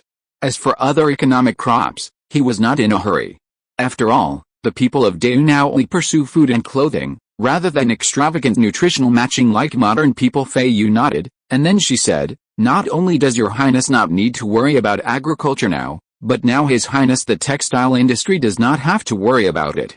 After the steam engine entered the textile workshop, the production of cloth in the textile workshop has greatly increased, and now it is sent from Chu. There's not enough cotton. While speaking, Fei Yu'er brought a piece of blue cloth from the table to Xiao Ming. "This is the cloth spun by the textile mill?" Xiao Ming spread the cloth on his hand and stroked it. Although the cloth was dyed, the surface of the cloth was very smooth, and the cotton threads were very close together holding the cloth. He pulled hard again, which showed that the cloth was very strong. Overall, this was the most delicate cloth Xiao Ming had ever seen in the Great Yu Kingdom. This is still fake, and only the textile machine of the textile mill and the steam engine can produce such fabrics. Now the concubine is preparing to use these fabrics to produce military uniforms for the army, but now the steam engine has greatly increased the output of the textile mill, and this cotton is it's not enough, and the price of cotton in Chudi is also more expensive because of this. Speaking of this, Fei Yu'er was a little unhappy, probably blaming the cotton merchants in Chu for taking the opportunity to raise prices. Xiao Ming didn't care about this. He said, "Actually, it's very simple. The price of cotton has risen, and the price of this cloth has become more expensive. When the time comes, let our merchants sell to Chu land at a high price, and this profit will also be made." Came back when Fei Yu heard this, she immediately laughed, and she said, "Your Highness said yes. The concubine will ask Luluo to raise the price of the fabrics sold to merchants in Chu during this period of time." Xiao Ming and Fei Yu'er spent a short time together because of the war in Wei land. Now that he is free, Fei Yu'er seems to have endless things to say. After talking about the sweet potato and the cloth, Fei Yu'er suddenly asked with great interest, "Your Highness, when the concubine gave a lecture to the women's college yesterday, a female student said something about a feudal system and the constitutional monarchy. Who said that?" Hearing this, Xiao Ming's brows furrowed. Seeing Xiao Ming's serious expression, Fei Yu'er did not dare to hide it, and said, "This female student is none other than Yang Shimen, the daughter of Dengzhou prefect Yang Chengai." The concubine also asked her, but she said she was a Dutch businessman. "Tell her a dual constitutional monarchy, a parliamentary constitutional monarchy." Dutch businessman. Xiao Ming nodded. It's not surprising that Yang Chengai has dealt with the Dutch a lot, and it is inevitable that he will learn some Western things from the Dutch population. Fei Yu'er was his bedside, and Xiao Ming usually taught her a lot of knowledge that Diu didn't have, but he didn't tell Fei Yu'er about these countries' political systems. Now Fei Yu'er asked, he explained, "The feudal system in the Dutch population refers to the current state system of the Great Yu Kingdom. This system is based on the division of the aristocratic ruling class and the possession of land and peasants and other wealth. As for the constitutional monarchy, it is the government system of many countries in the West.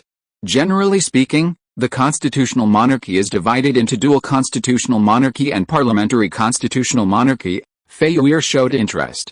After reading the books of Bowen Institute, she gradually became interested in other parts of the world. After taking a sip of tea, he continued, "The essence of the monarchy is to establish a parliament to limit the rights of the monarch, but the difference is that the power of the emperor in the dual constitutional monarchy is higher than that of the parliament, and the emperor in the constitutional monarchy of the parliamentary system may lose some of his rights, or even become for decoration." "What is this council?" Fei Yu asked. "Simply put, it is the highest authority representing the interests of businessmen. This institution has all the rights of the emperor." Xiao Ming explained. Fei Yu'er frowned, and she said, "This Western country is really strange. Why an organization representing the interests of businessmen can rule a country? If so, isn't this country a tool for businessmen to make money?" Xiao Ming was a little surprised. He looked at Fei Yu'er and asked, "Do you think this kind of state system is not good?" "Not good." Fei Yu'er answered decisively, "Businessmen seek profit, and they can do anything for the sake of profit." Xiao Ming said with a smile, "It's just that feudal autocracy has its own drawbacks. It's just that people who accumulate wealth have changed from businessmen to powerful people. There is no difference in essence." Fei Yu'er said, "His Royal Highness is right. So a generation of bright monarchs can prosper the country, and a generation of faint monarchs can destroy the country. But the emperor's life is given by heaven, so why should His Highness be interfered by Western countries?" Xiao Ming sighed. For him, the real crisis was far from the civil strife in the Great Yu Kingdom, nor was it the covetous powers. The biggest crisis actually came from within the Great Yu Kingdom. Now, in order to improve the level of civilization, he has popularized education in the feudal country, and the result of this is to open up the wisdom of the people. Once the wisdom of the people is opened, the common people and businessmen will actively participate in state affairs. It is unknown whether the British Glorious Revolution or the French Revolution will take place in the Great Yu Congress. Because of this, the incident that Fei Yu'er mentioned caused a haze in his heart, because maybe one day his enemy was the people who once supported him, because he would not allow events like the Glorious Revolution in Britain and the French Revolution to take place in Diu, nor would he allow capital to control the country. In his view, the system is not the determinant of the rise and fall of a country, because no matter what system is implemented by people, the ultimate problem lies in the hands of the people who implement it. Because of this, what contemporary China has admired since ancient times is the virtuous govern the country. However, it is not suitable to maintain the feudal autocracy that is bestowed by the emperor, so he will follow the pace of the times to make some changes in the political system of the Great Yu Kingdom, but he will not follow the example of the West. The way of the golden mean is to use the elders of the two families to govern the country. However, it is too early to talk about the reform of the political system before the Great Yu Kingdom is stable. He now needs a stable environment to concentrate power to end the current scuffle between the vassal kings. Chapter 590, The Failed Fire Cotton.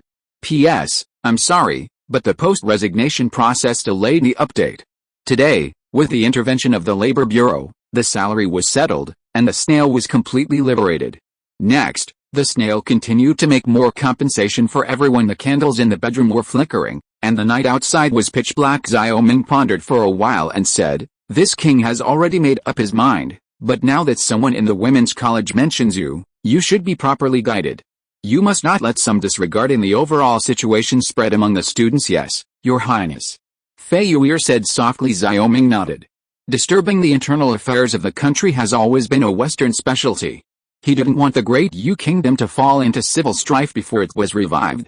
When he built the Great Yu Kingdom sufficiently strong and rich, it would not be too late to try the reform of the political system. And even if this trend of thought spreads among the students, most of the people still don't understand it. If political reform happens at this time, the vested interests will still be these students and businessmen, and the people won't take any advantage. In this case, he why be impatient? After all, for him, the basis of his rule is the people. The two chatted for a while and then slept with their clothes. Xiao Ming went to the government office the next day. Yesterday, Li Keihun had already delivered the sweet potatoes, because it was too late and neither Pang Yukin nor Fiji saw them when he arrived. Pang Yukin and Fiji were eating roasted sweet potatoes, and the house smelled of roasted sweet potatoes. "Your Highness, this sweet potato tastes really good." Pang Yukin's mouth was full of sweet potatoes, and Fiji kept eating. Xiao Ming smiled and said, "You have eaten these sweet potatoes. The following is the cultivation of sweet potato seedlings. You can go to Kui Wu for this matter." After studying at Bowen College for so long, he knows how to cultivate sweet potato seedlings. "Yes, Your Highness." Pang Yukin stuffed the last bit of sweet potato into his stomach. After a pause, Xiao Ming continued, "By the way, this is the autumn harvest soon. You should ask the prefectures to organize militiamen to strengthen the patrol of the fields and prevent the food from being burned by the enemy." Pang Yukin's expression became serious. It seemed that the events of 3 years ago were still vivid in his mind. At that time, the wealthy family burned the wheat fields in order to destroy the Battle of Kangzhou, and Xiao Ming was almost killed at that time. Now that there is a direct confrontation between Qi Di and Wei Di, similar things may not happen again. It is for this reason that Xiao Ming reminds them. Pang Yukin nodded. "I'll send someone to notify the prefectures after I'm down. Now that every village has militiamen, it should be better this time." Fiji has always had a complicated sense of the militia in the village, because in his opinion, it is too late for the government to collect the weapons of the people. Instead, King Zhao organizes the people's own armed forces. However, after getting to know him gradually, he gradually understood that the reason for this was based on the people's support for Xiao Ming and their recognition of Feng Guo. The three were talking about the sweet potato and the autumn harvest when an explosion came from the direction of Bowen College. Pang Yukin said, "This Bowen College has not had a laboratory explosion for a long time. What's wrong this time?" Xiao Ming was also a little puzzled. Lu Tong didn't seem to have done any dangerous experiments during this time, but since it made a noise again, he had to go, so he said, "You handle government affairs, this king will go and see." After all, he took Zhao Long and Zhao Hu to Bowen College, and as soon as he entered the gate of the college, he saw bursts of smoke rising from the direction of the chemistry laboratory. After a few quick steps, he rushed over immediately. "What happened?" Lu Tong was also outside the laboratory. Xiao Ming asked directly. Seeing Xiao Ming coming over, Lu Tong looked sad. He said, "Your Highness, a student came across a bottle of sulfuric acid and nitric acid. This kid took off his clothes and wiped it in a panic, and then dried the clothes with fire. But I don't want the clothes to burn to ashes in an instant and set the laboratory ablaze and explode." Xiao Ming looked strange. He asked, "Don't he know that the clothes soaked in the mixture of sulfuric acid and nitric acid have become smokeless powder?" Lu Tong said, "This kid is a student who has just entered the school, but he is just playing in the laboratory. He doesn't know what smokeless powder is." Speaking of smokeless gunpowder, Lu Tong suddenly sounded something. He said, "Your Highness, the laboratory is developing smokeless gunpowder these days, but this smokeless gunpowder is very unstable, and this problem has not been overcome, so the lower official did not report to His Highness." "This is nothing. How is that, student?" Xiao Ming said. Lu Tong was relieved, and he said, "I was burned, but it's not a big problem." Xiao Ming nodded. In fact, the principle of smokeless gunpowder is very simple, that is, Soak cotton in a mixture of concentrated sulfuric acid and concentrated nitric acid for 10 minutes, and then dry it in the shade. However, the fire cotton produced in this way, that is, smokeless gunpowder, is very unstable. It needs to be added camphor, graphite, and alcohol ether mixed solvent to be processed and rolled into shape. Otherwise, this gunpowder can easily be exploded before it is fired. The problem Lutong is facing now is the problem of alcohol ether mixed solvent. If this problem is solved, smokeless powder will be used as an upgraded version of black powder to become the propellant for guns, which will make the range of bullets and shells equal be improved. Originally, Xiaoming had always been oblivious to the development of fire cotton, but now he had to ask about this matter. As he guessed, the problem Lutong faced was indeed the stability of fire cotton. Xiaoming has no choice but to let the laboratory try to synthesize it. After all, this kind of cotton is not so easy to say that it has surpassed the technology of the Great Yu Kingdom for many years, and even surpassed the current West for more than 100 years made. But Lutong now dares to develop cotton wool, which shows that he still has confidence in smokeless gunpowder. After all, as long as ethylene glycol and propylene glycol are synthesized, there is basically no problem with alcohol ether solvents. Of course, Xiaoming will also think of a way for Lutong on this issue. After all, no matter how much Lutong and the others learn, it is impossible for him to have as many ideas in his mind. However, Lutong is still a little impatient on this matter. The level of technology exceeds that of the West for 100 years, and it is not so easy to achieve it in one step. Don't rush for quick success in this matter. Even if you synthesize ethylene glycol and propylene glycol, you cannot mass-produce collodion with the current output of sulfuric acid and nitric acid. Therefore, your most important task now is to realize the industrial production of synthetic chemicals. 3 acids and alkalis should also be industrialized and mass-produced, otherwise the chemical industry would have been stagnant. Xiaoming said solemnly. Lutong was a little ashamed when he heard the words. He admitted that he had been too ambitious during this time, all because the steam engine of the School of Physics stimulated him. His Royal Highness, the officer knew something was wrong. Lutong looked embarrassed. Smiling, Xiaoming said, "You have to be down to earth in learning and production. You have to go step by step." Chapter 591 Machinery Manufacturing. The explosion of Bowen College was just a false alarm, which made Xiaoming relieved. However, the experiment of smokeless gunpowder still allowed him to see the enthusiasm of the students. For more than 3 years, Kingshou's science and technology have not completely surpassed the West, but with the efforts of these students, he believes that there will be trains and electricity. There will also be internal combustion engines, and it will not take long for the Great Yu Kingdom to once again become a world force in science and technology, and become a holy place for all countries to come to the dynasty. Knowing the situation, Xiaoming explained Lutong's establishment of the chemical industry, and then took advantage of today's free time to inspect various workshops in Kingshou. With the establishment of the steam engine workshop, steam engines began to be used in more and more machines.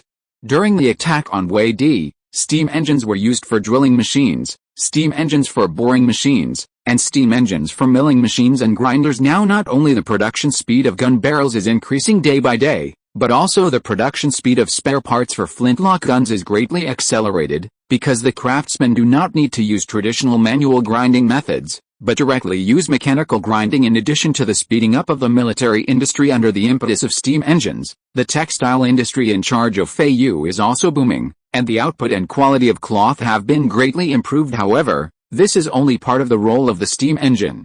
Lin Wentao is leading the students of the institute to prepare to use the steam engine in the chemical and metallurgical industries. After all, a steam engine can perform linear motion, and can also be converted into circular motion through the crankshaft and flywheel. It can be said that the steam engine of this era is a real universal machine. Even many modern industries are still using steam engines.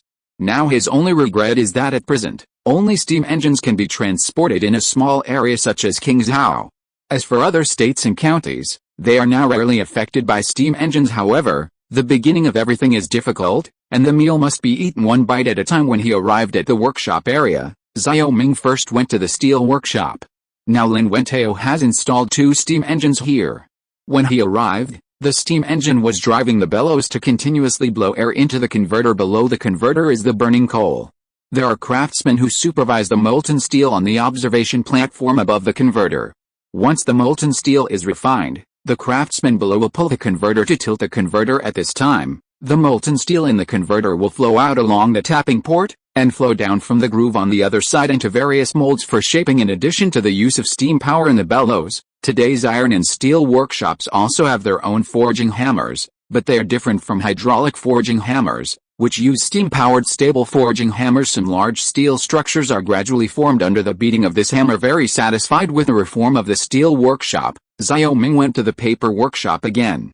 This industry has been handmade since Xiaoming established, so the output of the paper workshop has not been high. Now the steam engine is the most important pulping stage in the paper-making process, which makes the output of the paper-making pulp rise suddenly.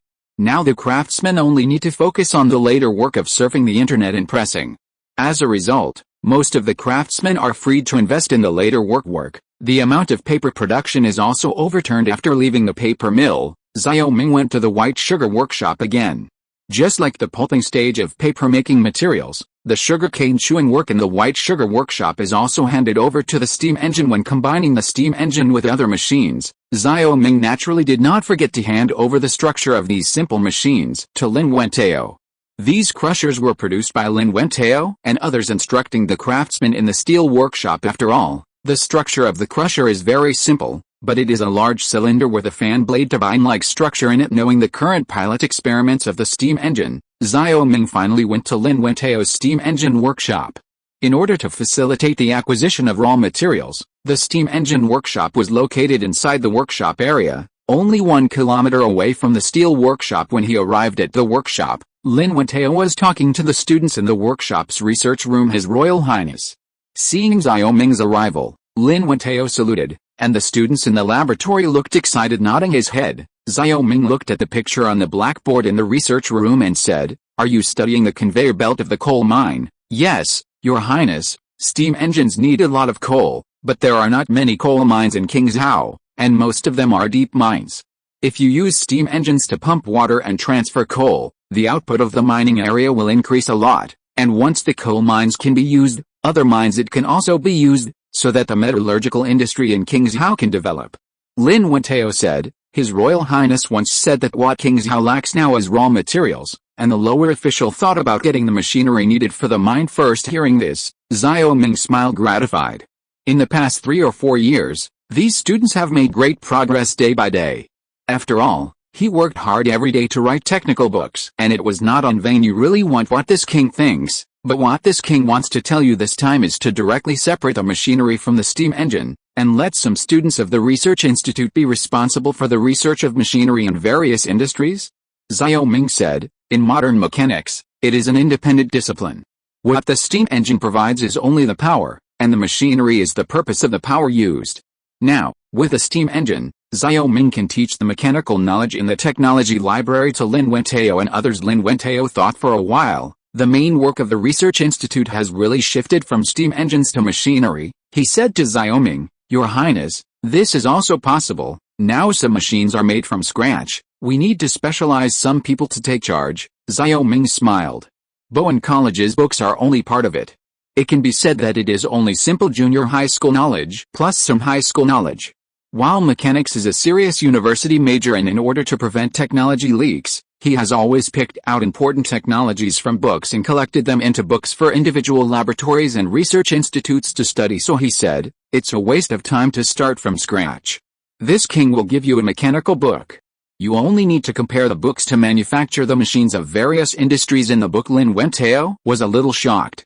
As he learned more about scientific knowledge, the more he discovered that any subject in Bowen College required a lot of energy to achieve success, while Xiaoming understated everything, as if he had mastered all knowledge.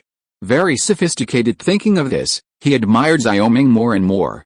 This kind of admiration is not the admiration of a commoner for the monarch, but the admiration for the profound person. After settling on the matter of machinery manufacturing, Xiaoming chatted with the students of the Research Institute for a while, and then he went to the Qingzhou camp. He had prepared food and firearms, and the rest was the army. Chapter 592 Recruit Training. P.S. There are 2 chapters first, and there are 4 more chapters in the evening. His Royal Highness, the total number of recruits in the 6 states is 20,000. After all, the number of young and middle-aged people in the 6 states is limited, but relatively speaking, there are many soldiers in Pengzhou, Yangzhou, Huaizhou and Tuangzhou. Lu Fei said that it is only Peng Zhao.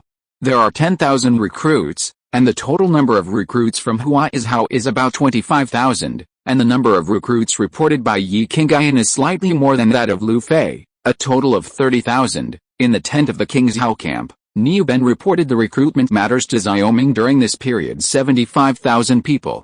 Xiaoming was a little surprised when he heard the words. This number has exceeded his expectations.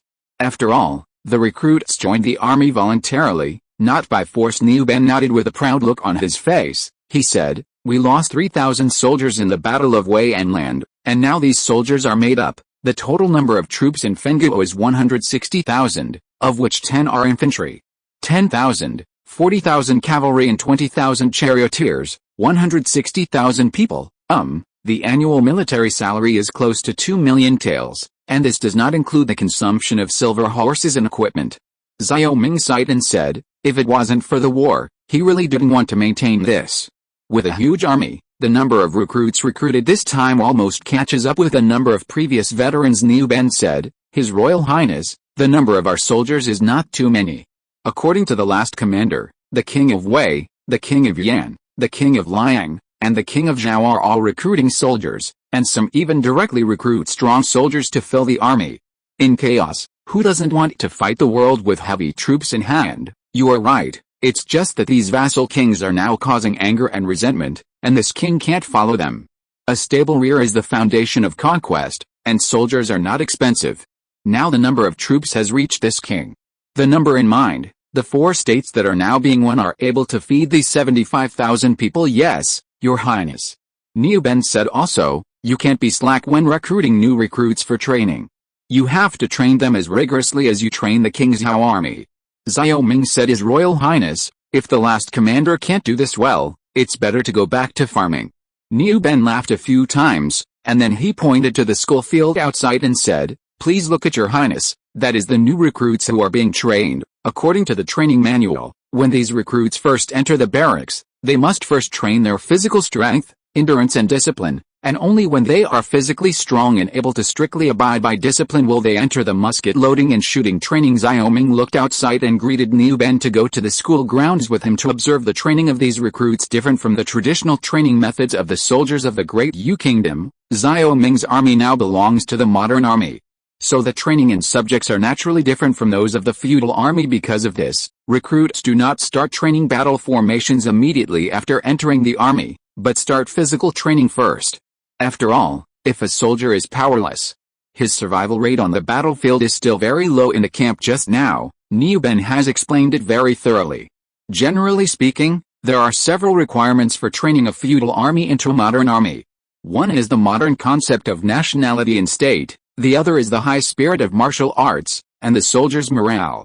The status is no longer low. The third is strict discipline. The fourth is scientific training, which includes such as reasonable distribution of physical fitness, diet, sleep, and the fifth is strict drills, such as shooting, drills, standing in line, folding quilts, doing internal affairs. The sixth is the selection of grassroots officers and the theoretical study of the military school, and the seventh is the standard equipment now for the King Zhao army. These 7 points have been satisfied, and this means that the King Zhao army has completed the transformation from a feudal cold weapon army to a modern army with hot weapons after observing the physical training of the recruits for a while on the school grounds.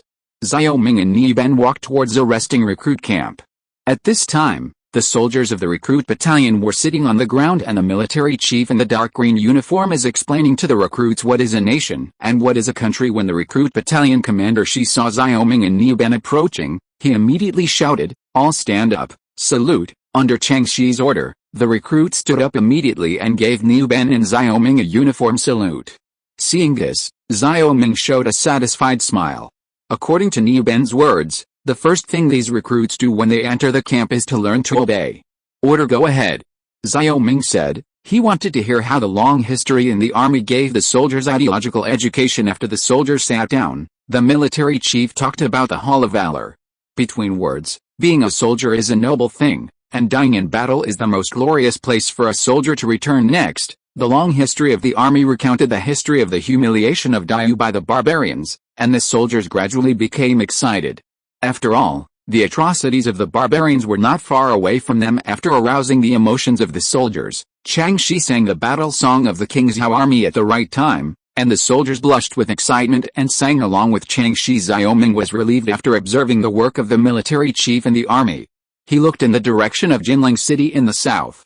In a few months, he would march forward with his division. The great Yu country has suffered too much, and he used the army in his hand as a sharp sword to cut through the darkness that shrouded the great Yu country. Your Highness, are you satisfied with the training of this recruit? Niu Ben laughed when he brought Xiaoming to the gate of King's Hao camp force.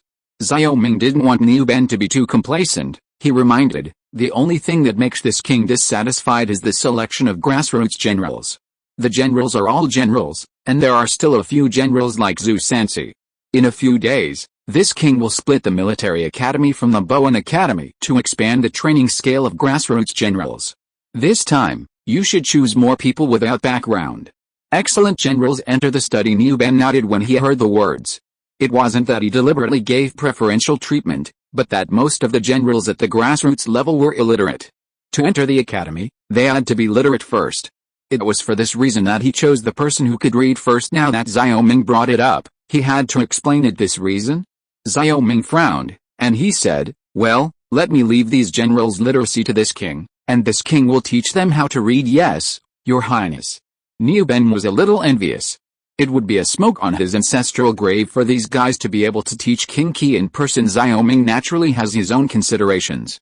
If there are still generals in the army, his army will inevitably have a group of generals. In this way, if such a modern army mutiny, this is very serious matter. Chapter 593. The shouts of the soldiers during training resounded through the King's Hao camp. Looking at the soldiers with high fighting spirit, Xiaoming felt a lot more at ease.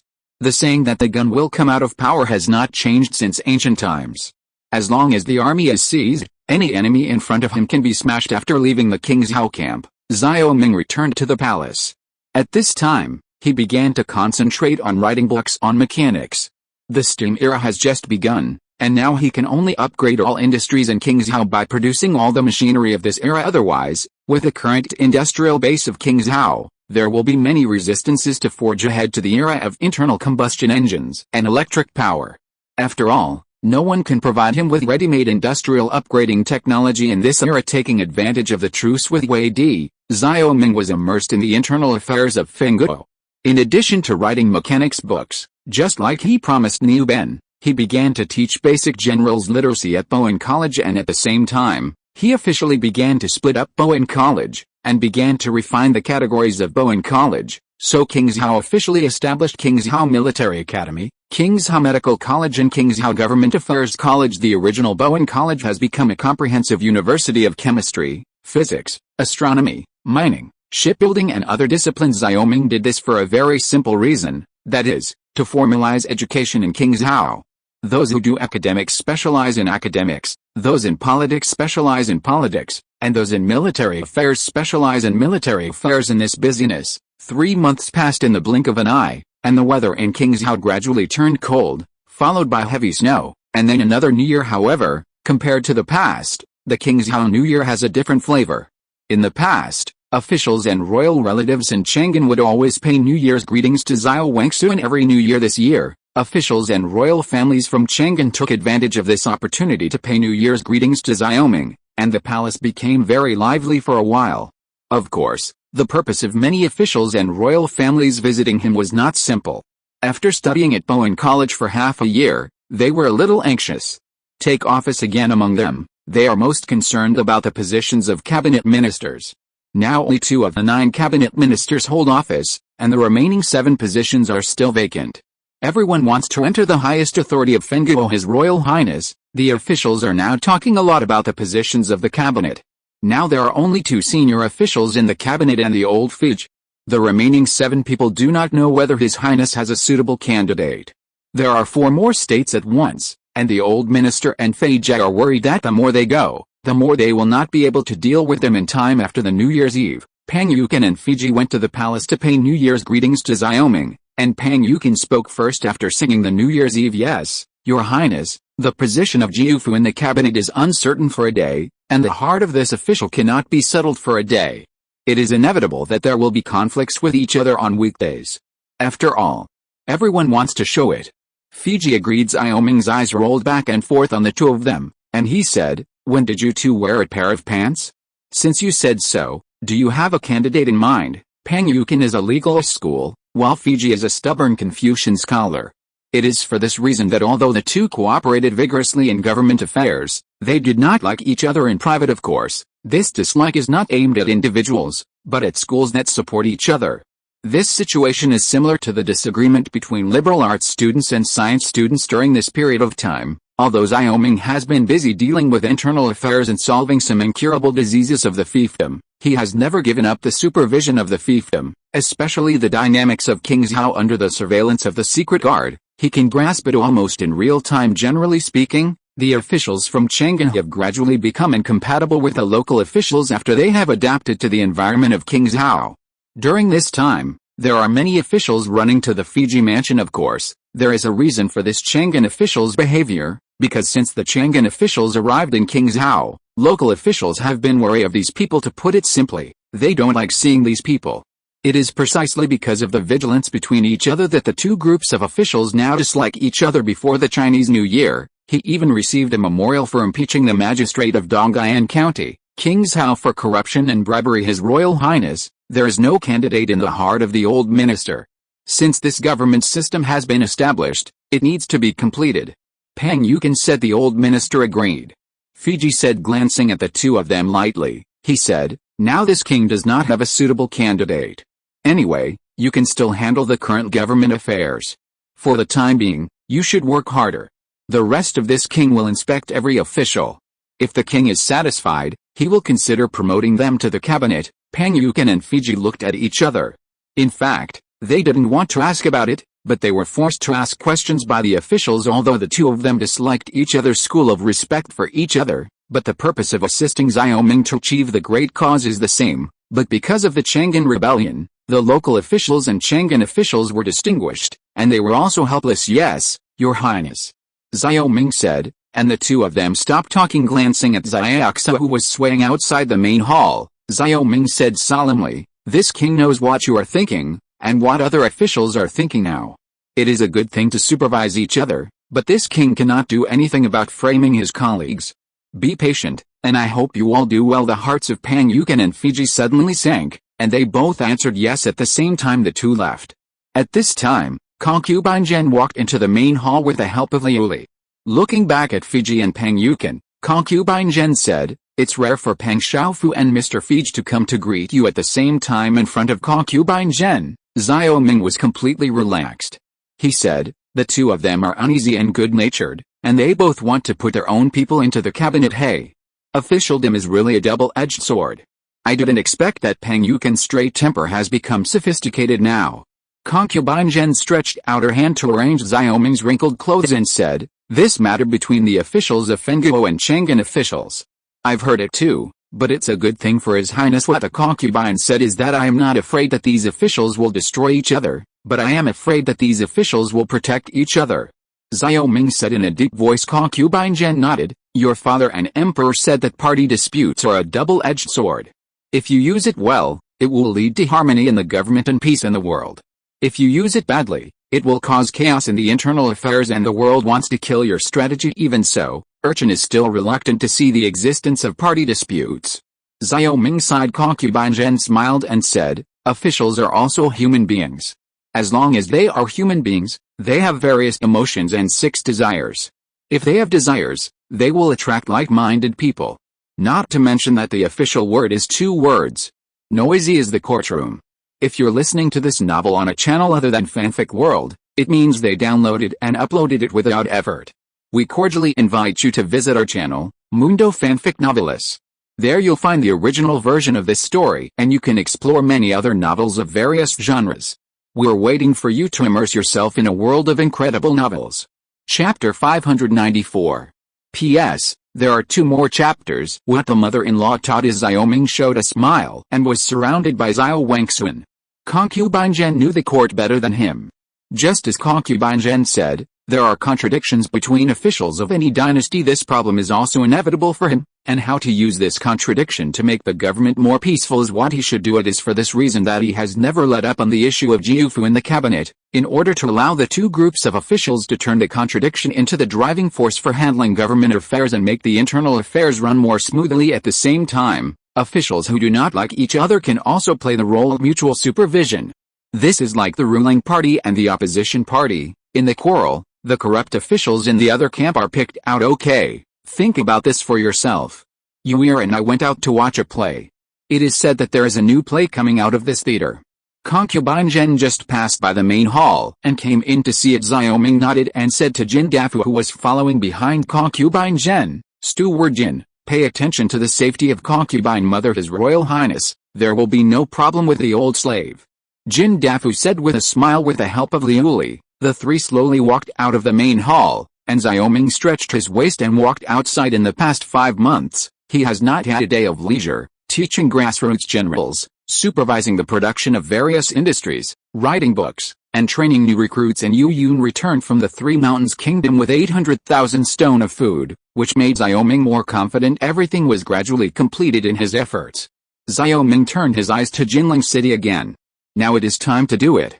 He still has many enemies, and he can't be consumed with King Wei all the time, and the sooner Weiland is captured, the less losses he can reduce. The last time King Wei's scorched earth policy in Yongzhou gave him a headache in the blink of an eye. Another half-month passed. After the new year, the weather gradually warmed up and the snow on the road melted.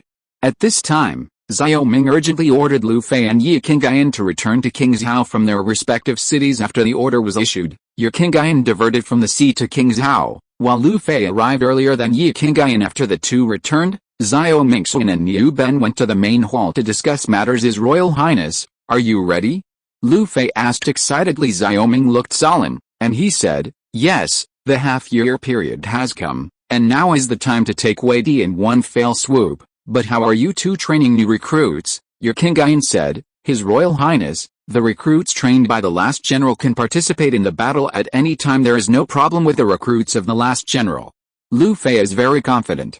Now the recruits he recruited have not only completed training, but also all have standard equipment. Xiaoming nodded, then he stood up and faced the map on the wall of the main hall, and said, Lu Fei, after you go back, you will be responsible for feigning Chuzhou. Yi Qingyan, Yu Yun will help you reach Jinling City, and capture the thief first. King Qin, if you can directly capture Jinling City, Wei will be in chaos.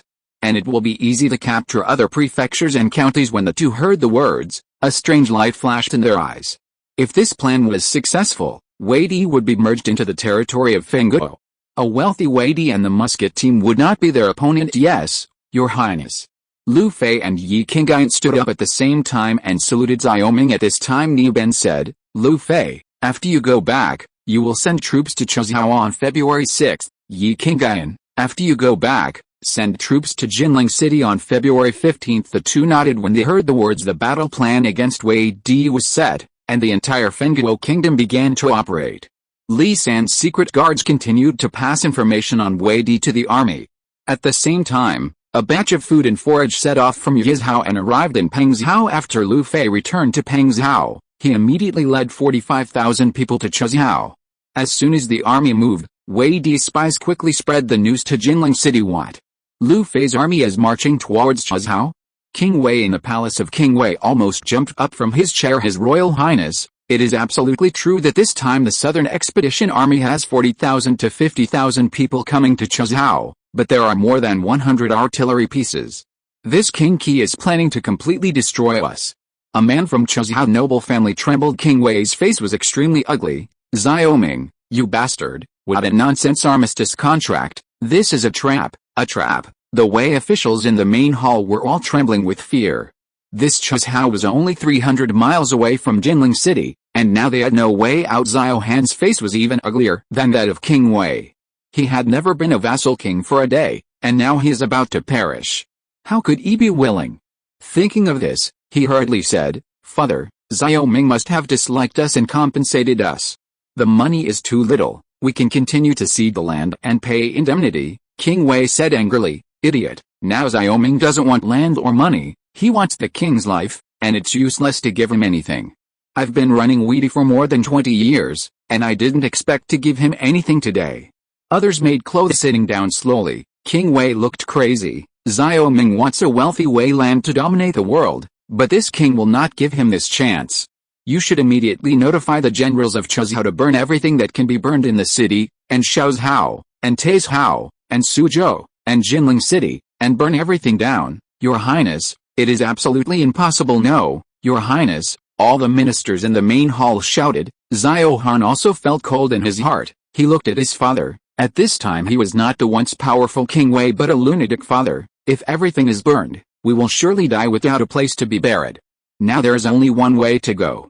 Xiao Han persuaded hard. He was willing to exchange all the cities in Wei for the prosperity and wealth of Jinling City. Shut up, I knew that I shouldn't compromise at the beginning. It's all you bastards. Since Xiao Ming is struggling, I will fight with him. If any of you dare to say no more, don't blame me on this king's sword.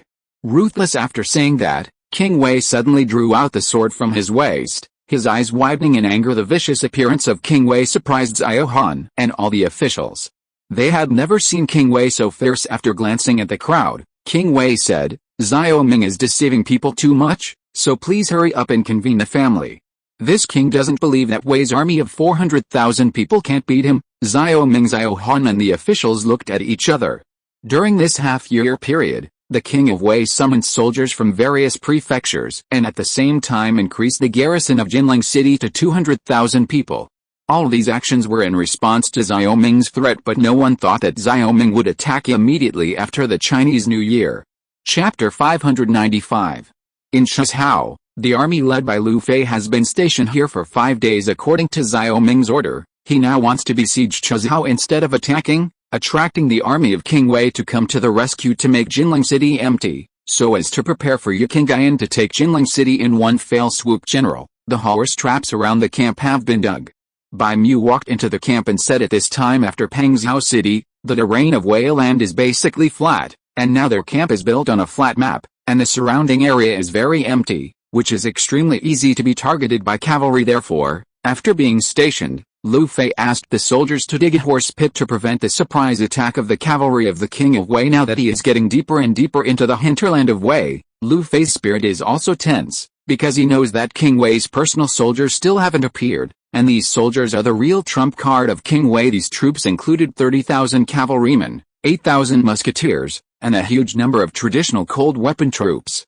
If King Wei was in a hurry, throwing all these troops into the Chuzhou battlefield would really be enough for them to drink a pot. After all, even he can't guarantee victory in this situation, which is why he is so cautious. After Bai Mu finished reporting, a scout in charge of reconnaissance hurriedly entered the camp, and he said to Lu Fei, General, another 30,000 cavalry are coming to Chuzhou City, and there are also a large number of infantry after the cavalry. The number is about 10,000 or so. As soon as these words were said, Lu Fei's face turned green, and he comforted himself. Bai Mu, have you seen it? This time we are the main mission, which shows that His Highness trusts this general very much. Yu Qingyan is not enough, can only do something sneaky. Bai Mu rolled his eyes and said, General, this time King Wei seems to be preparing to fight us against the backwater. The only cavalry in Wei has been dispatched. What are you afraid of? Didn't this commander dig trenches and trap horses? Lu Fei said. While the two were talking, the city gate of Chuzhou City suddenly opened, and then a group of infantrymen in armor, holding a shield in their left hand and a horizontal knife in their right hand, poured out from the city gate. Following these soldiers were archers wearing green linings. After leaving the city, these soldiers immediately formed a battle formation. At this time, each soldier had a serious expression. The movements of the Chuzhou defenders caught the attention of the Nanzhang army. At this time, Lu Fei walked out of the tent, picked up the binoculars, and glanced at the Chuzhou army 700 meters away. Everyone, the defenders of Chuzhou have been behind closed doors for many days, but today they suddenly set up a battle formation. It seems that King Wei is really preparing to fight a tough battle with us in Chuzhou. This time Luo Xin also came over at this time and said, General, this change in Chuzhou must be deceitful. Although King Wei is incompetent, there are still some excellent generals in Wei Di. This battle cannot be taken lightly. Lu Fei pondered for a while, and he said, are they going to use a human wall to resist the guns, and the archers will shoot us after they approach us? Well, what the general said makes sense. In the battle of Pengzhou and Huaizhou, they figured out the range and power of our firearms. Maybe this time there is a way to deal with it. Luo Hong said. Lu Fei nodded, but they underestimate our firearms too much? Let the soldiers line up, Luo Xin, change the grape bombs. Yes. Everyone took orders and left at this time. Xiao Han and Chen Wei, the governor of Chuzhou, stood on the city wall and looked at Xiao Han, the main camp of the Nanzhang army, and said, "Has the Nanzhang army never attacked?" Chen Wei said, "His Royal Highness, the last general thought that they were besieging and not attacking to contain the army of Jinling City and other states. The real dangerous army may be the army of Yangzhou. Jinling City is impregnable, and Yangzhou and Tongzhou are isolated and helpless. It's too late for them to defend the city. How could they attack Jinling City?" Xiao Ling said with a smile. Chen Wei's face was a little embarrassed, and he said, "His Royal Highness is by no means an alarmist. This King Qi has always used his troops in an unconventional manner, and he may not be able to take risks." Xiao Han was a little impatient. He didn't want to fight at all, but this time King Wei was stunned, and asked him to personally lead troops to support Chuzhou City, and let him be responsible for defeating the Nanzhang army led by Lu Fei. Needless to say, Jinling City has a father and a king, and there will be no mistakes. Now we should think about how to solve the current Nanzhang army, otherwise we will not be able to explain it to the father. Chen Wei replied yes. He looked at the Southern Expedition Army camp and said, "The strength of the Southern Expedition Army lies in firearms, and the infantry will suffer a lot from fighting with them. So the last general is going to take a mixed attack of infantry and archers, and at the same time cavalry raid strategy to defeat the Southern Expedition Army. This time I brought 30,000 elite cavalry, plus the local garrison, and 100,000 soldiers should have no problem dealing with them." Xiao Han asked you, "If you cooperate properly, there should be no problem." Chen Wei pondered for a while, but the general thinks it's best not to take the initiative to attack. Xiao Han said, "Do you think I think so? Father is like crazy now. Let me defeat the Nanzhang army this time, kill Xiao Ming's spirit, and stop the war with the war." Hey, Chen Wei's expression was a little gloomy when he heard the words. Even though the Nanzhang army had only 40,000 to 50,000 people, he did not believe that you could defeat Xiao Ming with King Wei's army, because it was only in terms of morale that the soldiers could not compare. These soldiers and horses are more than enough to defend the city, but not enough to attack. It's just that since Xiao Han gave the order, he could only bite the bullet, but he hadn't given the order yet. At this time, the soldiers of the Nanzhang army came out of the camp and came towards the city gate. At this time, Luo Hong led the soldiers from the 3-meter-wide passage on the ditch and ran across the ditch to the gate of Chuzhou City. The ditches they dug were not continuous. These places are mainly guarded by infantry, in order to concentrate their forces to annihilate the cavalry. After analysis, Lu Fei believed that the purpose of the Chuzhou army was to use the infantry as a human wall, consume the archers, and finally attack the cavalry. Therefore, after deliberation, they decided to adopt a strategy of cheating to lure the cavalry out of the city, which severely set back the cavalry in Chuzhou. The 700-meter road was not far for the soldiers. Luo Hong led 10,000 soldiers to form a phalanx and advanced slowly. As they advanced, there were more and more infantry outside Chuzhou City. They were divided into 3 parts, left, middle and right, facing them neatly. "The Nanzhang army is too contemptuous. Do you want to defeat us with 10,000 people?" Xiao Han sneered. This time they sent 20,000 infantry, and the 30,000 cavalry in the city had already assembled, and they could rush out of the city gate to fight at any time. The soldiers of the Nanzhang army, who gradually moved away from the main camp, showed a cruel smile. In his opinion, the generals of the Nanzhang army were nothing more than that. Chapter 596. P.S. The 6th update. Unfortunately it's the 2nd day, oh, His Royal Highness, beware of deceit. Chen Wei looked at the 10,000 people with a suspicious expression. Xiao Han said displeasedly, "It's true that your father said that you were too suspicious. Isn't it a good opportunity for us to make contributions now that this army has left the camp?" After a pause, he said, "Don't hesitate any longer, attack." But Chen Wei was still a little hesitant. "Well, are you the coach or I am the coach?" Xiao Han said angrily. Chen Wei sighed when he saw this. He had long heard that this prince was stubborn and ignorant, but now he finally understood. Now that Xiao Han gave an order, he had to listen, so he had to order the army outside the city to fight. At this time, the musket team led by Luo Hong was no more than 200 meters away from the army in Chuzhou. They lined up neatly and looked at the crowd of soldiers from Chuzhou. Luo Hong licked his dry lips and smiled at the recruits beside him. "Boy, I'm scared," the recruit said. "I'm not afraid, but I'm a little nervous on the battlefield for the first time." Ha ha ha. Luo Hong laughed loudly. Our Southern Expedition Army fought bloody battles in Pengzhou City and Huaizhou City, and not a single soldier took a step back. This is the soul of our army. We look at death as home and move forward bravely. Luo Hong's remarks made the recruit's blood boil for a while, and the right hand holding the musket trembled slightly. General, I will not embarrass Nanzhang army. Very good, but today we have to cheat and lose, which is also a kind of bravery. Luo Hong said, looking forward. The distance between the two sides was getting closer and closer, and at this moment, the Chuzhou army suddenly shouted kill. In an instant, the Chuzhou army, which was 100 meters away, suddenly rushed towards the South Expedition Army frantically. At this time, Luo Hong immediately ordered to shoot. Bang bang bang. The gunshots sounded, and the Chuzhou army fell down, but the remaining Chuzhou army still rushed forward, and the archers behind also drew their bows and arrows to shoot. Lu Fei has been observing the situation on the battlefield. Seeing the Chuzhou army adopting this method of combat, his heart suddenly became cold. This army is definitely an elite, and he doesn't know who trained it. When he was nervous, the armies of the two sides were getting closer and closer. After reaching the shooting range of the archer shot a rain of arrows and flew to the south to march the army. The rain of arrows fell, and the soldiers of the Southern Expedition Army immediately fell down. Many soldiers. At this time, Luo Hong issued an order to retreat. The soldiers supported the injured soldiers and quickly retreated. Seeing this scene, Xiao Han on the city wall laughed loudly. The army in the Southern Expedition is not enough. The failure of Pengzhou City and Huaizhou City is just because you generals are incompetent. Come here, let the cavalry go out of the city to kill the routed soldiers. Yes.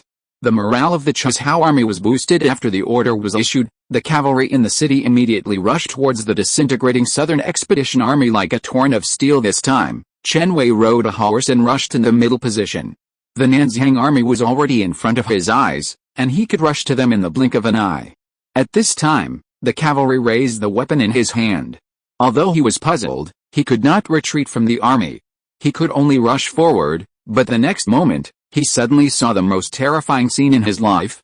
The cavalry in front of him suddenly fell like dumplings in a pot, and the screams of people and horses resounded on the battlefield. However, this was only the first step.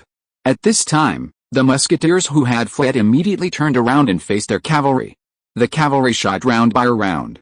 The traps and the shooting caused the Chuzhou cavalry to suffer heavy casualties. The plan is in, retreat, retreat. Chen Wei pulled the reins tightly and issued an order to retreat, but the thousands of cavalry in front of him couldn't help but fell into the dirt pit. The first pit was caught by horses filled with soldiers. The cavalry continued to charge behind, and then fell into the next pit, and so on. Immediately soaked in cold sweat, Chen Wei took the rest of the cavalry and retreated without turning his head. An instinct told him that he could not continue to charge, but when he turned to run away, he was desperate again. He saw cavalry with silver breastplates in his eyes. The horses of this group of cavalry marched in neat steps. The rumbling sound was like thunder in the sky, and the earth seemed to be shaking. Seeing the cavalry galloping towards him, he immediately commanded only a part of the cavalry to block it, but the cavalry who went forward were directly washed away by this group of cavalry in an instant. The cavalry he sent was in chaos, and no one wanted to fight with this group of cavalry again, and they all fled for their lives. Bei Mu refused to let go of the cavalry that came out of the city. He led the cavalry to dash left and right among the fleeing Chuzhou cavalry, like chasing ducks, and drove the remaining cavalry back to Chuzhou City. And those Chuzhou infantry who went out of the city were even more unbearable. They were directly hit by the cuirassiers, and they suffered heavy casualties. Ho, these idiots. Bei Mu laughed loudly at Xiao Han, who was standing on the city wall, waving his saber. Xiao Han's face turned red and blue and red. He didn't expect that. As Chen Wei said, he really fell for the trick. After laughing, Bei Mu calmed down and said to the soldiers, "Don't be in love with a war. Hurry up and clean the battlefield. These war horses are all good things." The Chuzhou cavalry retreated in a panic. Many soldiers abandoned their horses and fled in the end. Now, there are abandoned war horses everywhere on the battlefield. Some were abandoned, some were killed in battle, and many wounded war horses were lying on the ground. It is impossible to live. Hearing the words, the cavalry lined up and started to drive the war horses. Now King Zhao lacks war horses in the camp. Lu Fei smiled and handed the binoculars to Luo Xin. This guy Bei Mu is a piece of mind. Luo Xin was also shocked. As soon as Bei Mu made his move, the cavalry made a high judgment. This Chuzhou cavalry is no match for the King Zhao cavalry. Lu Fei thought to himself that it was natural. The breastplate was thicker than the plate armor. Speaking of which, It was a heavy cavalry. The Chuzhou army was defeated, and the Southern Expedition Army began to sweep the battlefield. Facing the fierce Southern Expedition Army soldiers, most of the Chuzhou soldiers chose to surrender, and those who resisted were also shot and killed by muskets in Chuzhou City. The news of the failure of the first battle quickly spread in Chuzhou City, in the words of the defeated soldiers. This news made the supporting troops panic. Now the facts have once again proved the invincibility of the Southern Expedition Army. Xiao Han's face on the city wall was as pale as paper. He witnessed a brutal war with his own eyes. Living in the wealthy Jinling city, he had never seen such a bloody war scene. War for him used to be nothing more than a number of deaths, but now he understands what war is. While Xiao Han was trembling, Chen Wei walked up the city wall covered in blood. He pointed at Xiao Han's nose and scolded, "This is the case with King Wei. The prince is like this. There is no one in Wei who has the appearance of a virtuous master. Can the state of Wei survive?" Chapter 597 Siege of Chuzhou. Chen Wei, this is all your guilt. If you hadn't escaped from the battle, how could the outside of the city have been defeated so badly? Now that the 8,000 cavalry troops have lost their enemies, you cannot escape the death penalty. Chen Wei's angry accusation made Xiao Han suddenly come back to his senses. He pointed at Chen Wei, who was covered in embarrassment. Also lost more than 8,000 people. Thinking that he must keep the life of the king of Chuzhou before leaving, Xiao Han's heart froze. If Chuzhou falls, a ghost must bear all the faults for him, and Chen Wei, the governor of Chuzhou, is undoubtedly the most suitable person. When Chen Wei heard the words, he was immediately furious, and he shouted, "It's obvious that you are greedy for your achievements. How can you frame it on my head again? This defeat will definitely be reported to His Royal Highness King Wei in detail. Bold, you dare to slander me. Don't forget, you are just a servant of the Wei Palace." Xiao Han's eyes were filled with disdain, and then he said to the guards beside him, "Chuzhou Governor Chen Wei escaped in a row, and he committed a heinous crime. Take him to me and put him in jail." As soon as Xiao Han's words came out, the captain on the city wall hurriedly said, "His Royal Highness, it is absolutely impossible. Now the only person who can turn the tide is Dudu Chen. If this Chuzhou city does not have Dudu Chen's command, the Chuzhou army will inevitably be in chaos. The Chuzhou army has been killed by the Southern Expedition Army, and there are still a few people left. Now this city of Chuzhou relies on the men and horses brought by Xiao Wang, and the 100,000 soldiers and the remaining 20,000 cavalry cannot be after defeating the Nanzhang army. Can't we still hold the Chuzhou city?" Xiao Ling coldly asked. When he entered the city, he was still a little afraid of Chen Wei, but after most of the Chuzhou army outside the city was damaged, he no longer feared Chen Wei. After all, what about a general without soldiers? With a wave of his hand, he still asked his guards to pull Chen Wei down. The quarrel on the city wall was not observed by Lu Fei. He said to Luo Hong, "Chen Wei seems to be arrested. It's great. Xiao Han's arm is simply broken." Luo Hong said, he had seen Xiao Han in Chang'an before, so he recognized Xiao Han at first sight when he appeared in the city. Picking up the binoculars to confirm, Xiao Han continued, "General, this Chen Wei is a talented person. This person was born in the Chen family in Chuzhou, but he doesn't have the arrogance of a son of a wealthy family. In the army, he eats and lives with his soldiers, is very considerate to the soldiers, and for this reason, the combat power of the Chuzhou army is better than that of other Wei forces." Lu Fei nodded. When the two armies faced off against each other, Chen Wei's strategy was correct. If this time it was not a fraud, but a direct confrontation, although they could win completely, the losses would not be small because these Chuzhou troops are completely desperate, which shows the morale of the Chuzhou army. Looking at it like this, Xiao Han seems to want to use Chen Wei as a scapegoat. This cavalry has always been the treasure of King Wei. Now that he has lost so much, King Wei will definitely blame him, but no matter what, this is a good thing for us. Lu Fei said slowly. Luo Xin asked at this time, "Are we going to shell Chuzhou city next?" "No, now King Wei has stuffed 130,000 horses into a small Chuzhou city. The food and grass in the city must be unsustainable, and can only be transferred from other cities. If we continue to besiege and not attack, we only need to cut off there. The supply line is enough." Lu Fei said. Bai Mu returned with a pound at this time, and he said, "Let's leave the attack on the supply line to the end." General from Huaizhou to Jinling City, it was time to take advantage of the cavalry, and he said, "Well, only you are the most suitable for this matter." After making a plan to besiege Chuzhou City, Lu Fei asked Luo Hong to lead a musket team to cut off the official road on the south side of Chuzhou City. As a result, Chuzhou City was completely besieged by the Southern Expedition Army. In the face of the dignified deployment of the Nanzhang Army, no troops in Chuzhou City dared to come out to fight, and Xiao Hong could only watch Chuzhou City trapped on all sides. Upon seeing this, he immediately sent a message to Jinling City by messenger flying pigeons, expecting to attack the Southern Expedition Army from inside and outside at the same time. Yi Qingyan, with the help of 16 warships and 50 large merchant ships, loaded the soldiers on board at night. The next day, the fleet went directly to Jinling City along the Yangtze River. It has to be said that the landing in Jinling City was an adventurous military operation. If the battle was successful, Jinling City could be captured in one fell swoop, and even King Wei could be captured. In this way, Weidi City would be like a group of dragons without a leader. Break. Just according to the information provided by Li San, King Wei placed most of the artillery pieces purchased from King Zhao in Jinling City. There was even a musket team in the city. Compared with other cities, Jinling City was a tough one. Set off, according to the scheduled time, the battleship carried the Deng Zhao army and the recruits to Jinling City. On the flagship deck, Yi Qingyan walked up to Yu Yun and stood side by side. With sharp eyes, Yu Yun smiled and said, "After the 2 battles, Du Yu has grown a lot older. General Yu is laughing at me. I just saw the atrocities of King Wei in Yangzhou and have a heart." Yu Yun was silent for a while, then he said, "I have also heard about this matter. The great Yu kingdom fell apart, and the people who suffered the most were the people. Because of this, I will support His Highness to restore the orthodoxy of the great Yu kingdom." Yi Qingyan looked firm. He said, "General Yu's words are not bad. The northern barbarians have not been eliminated, and the domestic problems in Dai should be solved as soon as possible. More than a barbarian, the real enemy of Dai is at sea." Yu Yun frowned. "I don't know what General Yu has to say." Yu Yun came to Tongzhou after receiving Xiao Ming's order. At the same time, he left 1,000 soldiers stationed in the Sanshan Kingdom to ensure the safety of the Sanshan Kingdom. Equipped with arquebuses and trained by the Dutch, fighting against them must be different from the vassal kings of the Great Yu Kingdom. Secondly, Western countries other than Japan are extending their tentacles to the Great Yu Kingdom.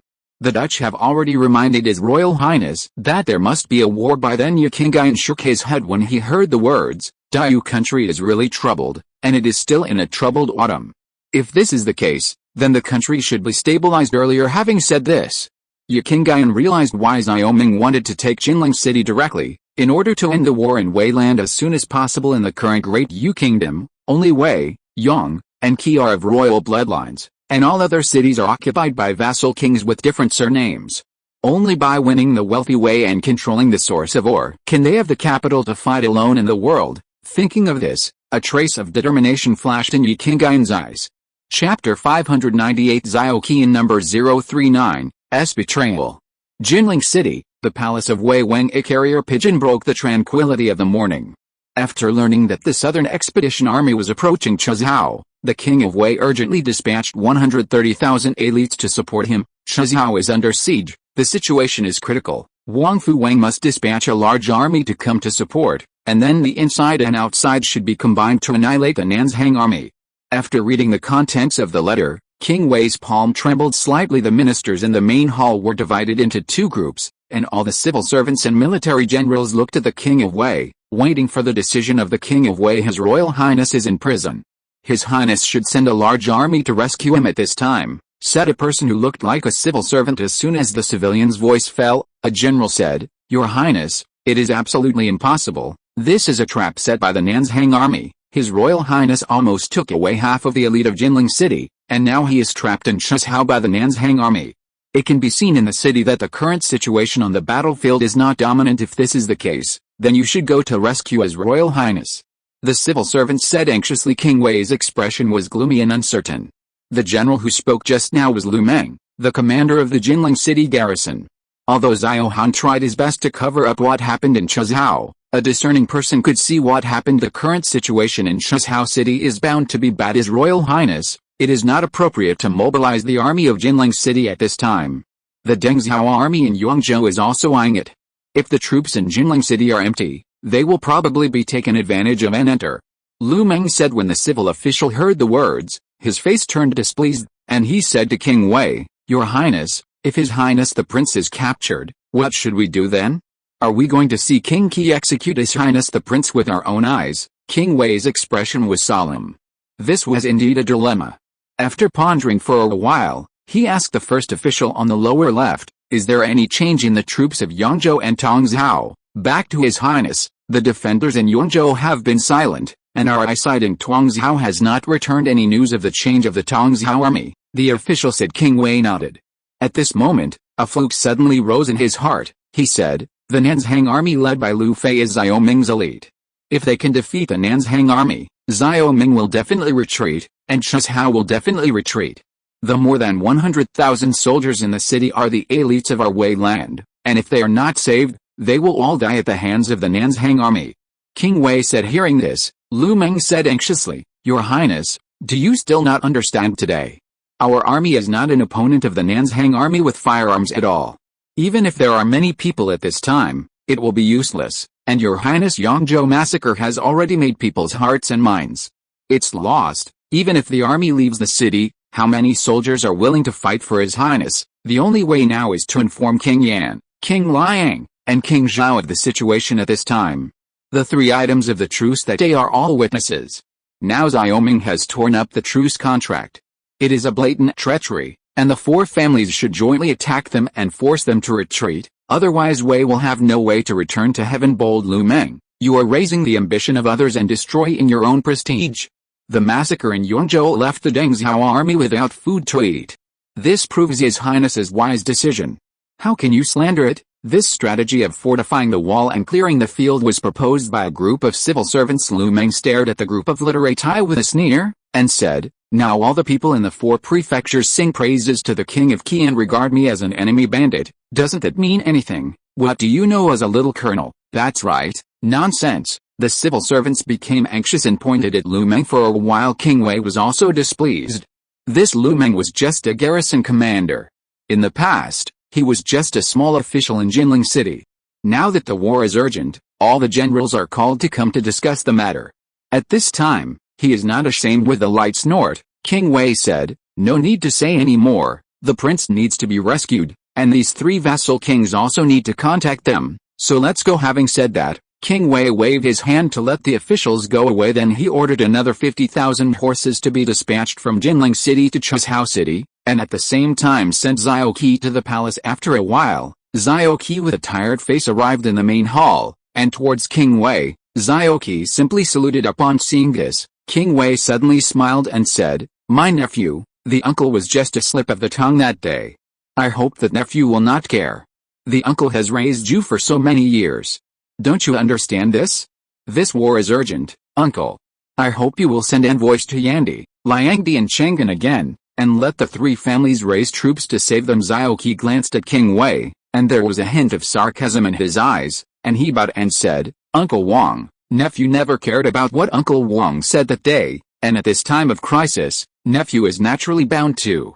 King Wei breathed a sigh of relief. Xiao Qi was familiar with the road, and this time it was naturally the most appropriate for him to go to the rescue, so he said, "It's so good." However, King Yan, King Zhao, and King Liang are all people who move for profit. If you want them to send troops, I am afraid that 2 million taels of silver are necessary." Xiao Qi said. King Wei's fat face froze for a moment. Although Jinling's treasury was abundant, it took a lot of time. However, seeing that Wei land was in danger of overturning, he gritted his teeth and said, "This king will let someone take you to the treasury." Xiao Qi nodded with a smile, and then he said, "Uncle Wang, there are wars everywhere and there are many thieves on the road. The last time my nephew was on his envoy to Yandi, he was almost blocked and robbed, so I asked the uncle to send Colonel Lu Meng to escort my nephew there. My nephew heard that Lu Meng's martial arts skills are strong, and he will be able to protect the safety of his nephew. It's quite simple. Uncle Wang will call Lu Meng for you." King Wei said. Xiao Qi nodded with satisfaction. On the same day, boxes of silver and gold were removed from the Jinling City government treasury and transferred to the merchant ship at Jinling Wharf. The removal work lasted an afternoon. The next morning Xiao Qi and Lu Meng appeared at Jinling Wharf, and they led 20 merchant ships along the way. The river goes to Yandi. After walking for 50 miles, the merchant ship left the range of Jinling City. At this time, Xiao Qi and Lu Meng looked at each other. Xiao Qi said, "Kill all of King Wei's people." "Yes, Your Highness." Lu Meng's eyes became cold, and when a whistle sounded, The guards on the merchant ship immediately slashed at the officials who accompanied Xiaoqi on the mission to Yandi. Suddenly, screams came from the merchant ship, followed by the sound of bodies being thrown into the water. Everyone was killed. At this time, Lu Meng said, "I thought His Royal Highness still didn't figure it out. Jinling City is broken in the past few days. How long will it be if you don't leave at this time?" Xiaoqi's eyes were deep. "Then where are we going now?" Lu Meng said after pondering for a while. Xiaoqi said, "Xiao Ming has changed so much because of the teachings of Western missionaries. I would like to see what is different in the West." Chapter 599. P.S. One more chapter. Your Highness is going to the West? Lu Meng was shocked. Xiaoqi shook her head lightly. "No, King Wei kept me looking for Western merchants to buy muskets and artillery, but I never wanted to meet our father's old General Liang gaping at sea, and now General Liang is a pirate, became a pirate near Luzon Island, and he said that on Luzon Island there was a kingdom established by the descendants of the Great Yu Kingdom, and its name was Huaiyan Kingdom." Huaiyan Kingdom? Lu Meng said in shock. "Yeah, I didn't believe it at first, but General Liang said with certainty that these descendants of the Great Yu Kingdom had settled on Luzon Island for hundreds of years, and they arrived along the ocean when there was no Great Yu Kingdom. This island, but Huaiyan Kingdom, was occupied by the Portuguese 30 years ago, and now the ruler of Huaiyan Kingdom is Portuguese, and General Liang said that as long as you go to Huaiyan Kingdom, you can get in touch with Westerners. But Your Highness, since this country of Huaiyan was occupied by the Portuguese, wouldn't we be bullied by the Portuguese in the past?" Lu Meng worried. Xiaoqi smiled. "With General Liang there, we will not be in danger, and now there is no place for us in the Great Yu Kingdom. In my opinion, this world must belong to Xiao Ming in the future, and he now knows that. How can he allow the son of an enemy to stay in the world when he becomes emperor after taking my identity?" "Your Highness is very right," Lu Meng said sternly. "No matter where His Highness is, we will follow His Highness to the death." Xiaoqi showed a wry smile.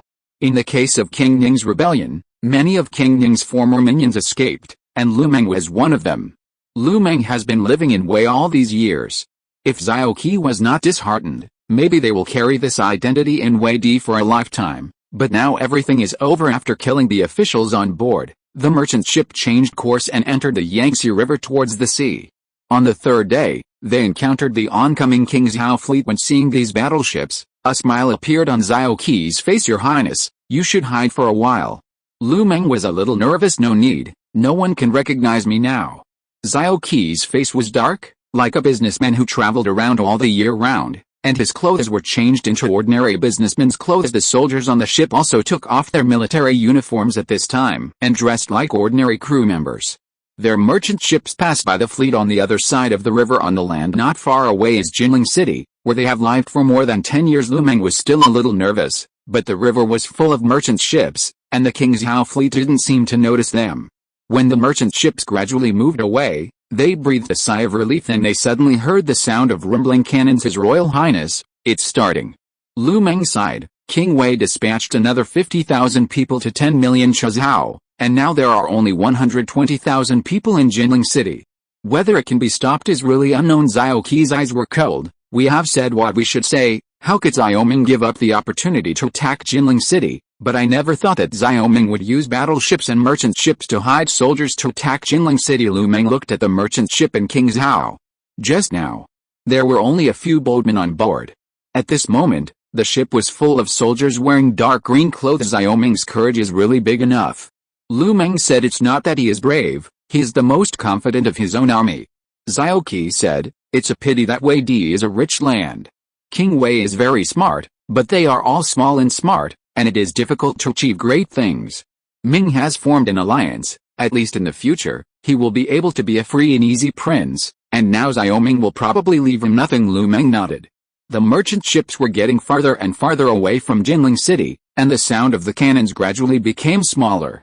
They would say goodbye to the Great Yu Kingdom temporarily. After the shelling of the Jinling City pier, Yu Yun let the warships stop by the pier. At the same time, merchant ships were also docking one after another. At this time, the Deng Zhao army got off the ship and quickly occupied the Jinling City pier. At the same time, the field guns on the battleship were also hoisted down. The movement on the pier naturally attracted the attention of Jinling City. For a while, the entire Jinling City was in chaos. King Wei hurriedly got up from the bed and asked, "What's going on? What's going on?" The officials and generals in Jinling City also heard the sound of the cannons. After they inquired, they rushed into the Wei Palace in a panic. His Royal Highness, it's not good, the Deng Zhao army has come in. The officials shouted. What? King Wei was taken aback. Didn't you say that the defenders in Yunzhou have not changed? Xiaoguan doesn't know what's going on. The defenders in Yunzhou really didn't move. The official said anxiously. King Wei was furious, and he put his foot on the official's body and scolded, "Bastard, trash. Don't call the army to defend the city immediately." "Yes, Your Highness." The officials rushed out. Seeing the departure of the officials, King Wei immediately climbed the Jinling city wall. When he saw the Deng Zhao army landing on the dock, his face was as pale as white paper. "His Royal Highness, there are more than 30,000 troops in Deng Zhao." The general defending the city pointed to the Deng Zhao troops who were forming a phalanx on the pier, and some of the Deng Zhao troops were already approaching Jinling city. There was a cold sweat on the forehead of King Wei. Now there are only 5,000 cavalry in Jinling city, and most of the soldiers have been transferred to Chuzhou city. Now it is impossible to send cavalry to attack. How could 5,000 people be the opponent of 30,000 people? Call up the musket team and let all the gunners go to the city wall. We must defend Jinling city. King Yan's army will come back to save us, so will King Zhao and King Liang. King Wei was already incoherent under the city of Jinling. The Deng Zhao army basically disembarked from the ship, and there was no army to attack them for an hour, which made their landing very stable. When the soldiers gathered, Your King Yan said, "Soldiers, Jinling city is in front of you, and King Wei is in Jinling city. As long as you take down Jinling city's Wei land, you can get it at your fingertips. This time you must also know that the dry food on board is only enough for 2 meals. God, we can't take Jinling city in these 2 days, we all have to starve to death here, and now we have no way out." The soldiers pursed their lips tightly, and they naturally understood what Your King Yan meant. After they went ashore, the King Zhao battleship left the pier and began to return. Now they are left under the Jinling city looking at the gradually departing battleship. The soldiers' eyes showed a hint of determination. "But don't worry everyone, there is food in Jinling city. As long as you win Jinling city, you can eat whatever you want, and you will also get huge bounties, so that your family can live a prosperous life." Under Yi King Yan's encouragement, the soldiers' expressions gradually became excited. At this time, Your King Yan shouted, "Take Jinling city. Go, kill."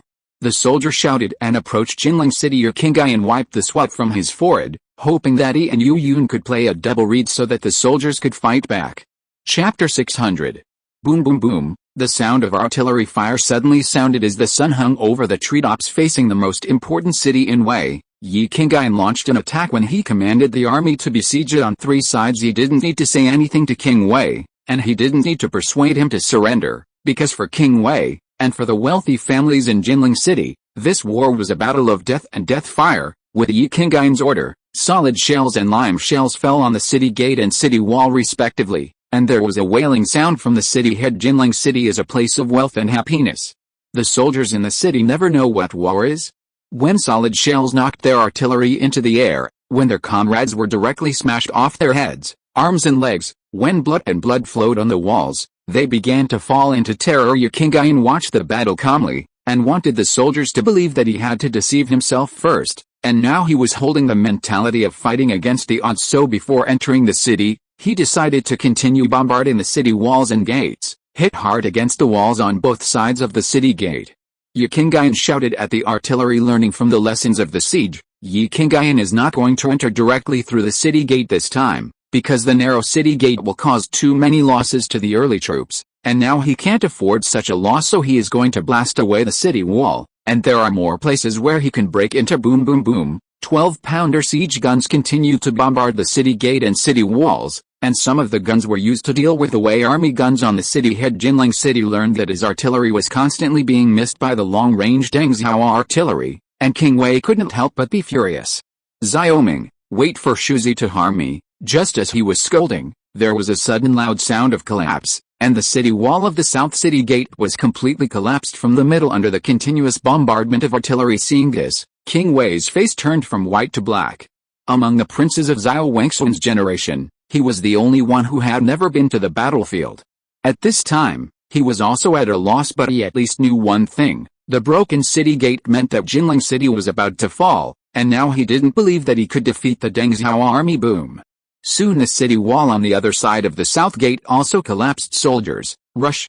At this time, Yi Qingyan was the first to rush over with a long sword in his hand, followed by the soldiers with flintlock guns, like tigers descending from the city gate and the gap in the city wall to Jinling City. Rush away. The soldiers of the Wei army in the city seemed to be awakened from their sleep, and then they saw a green torrent rushing into the city, and all the soldiers with long spears came in front of them.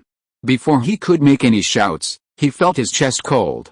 Then he watched his blood gushing out of his chest, and before dying, he let out a final scream of extreme terror. After the Deng Zhao soldiers entered the city, they were like tigers entering the flock.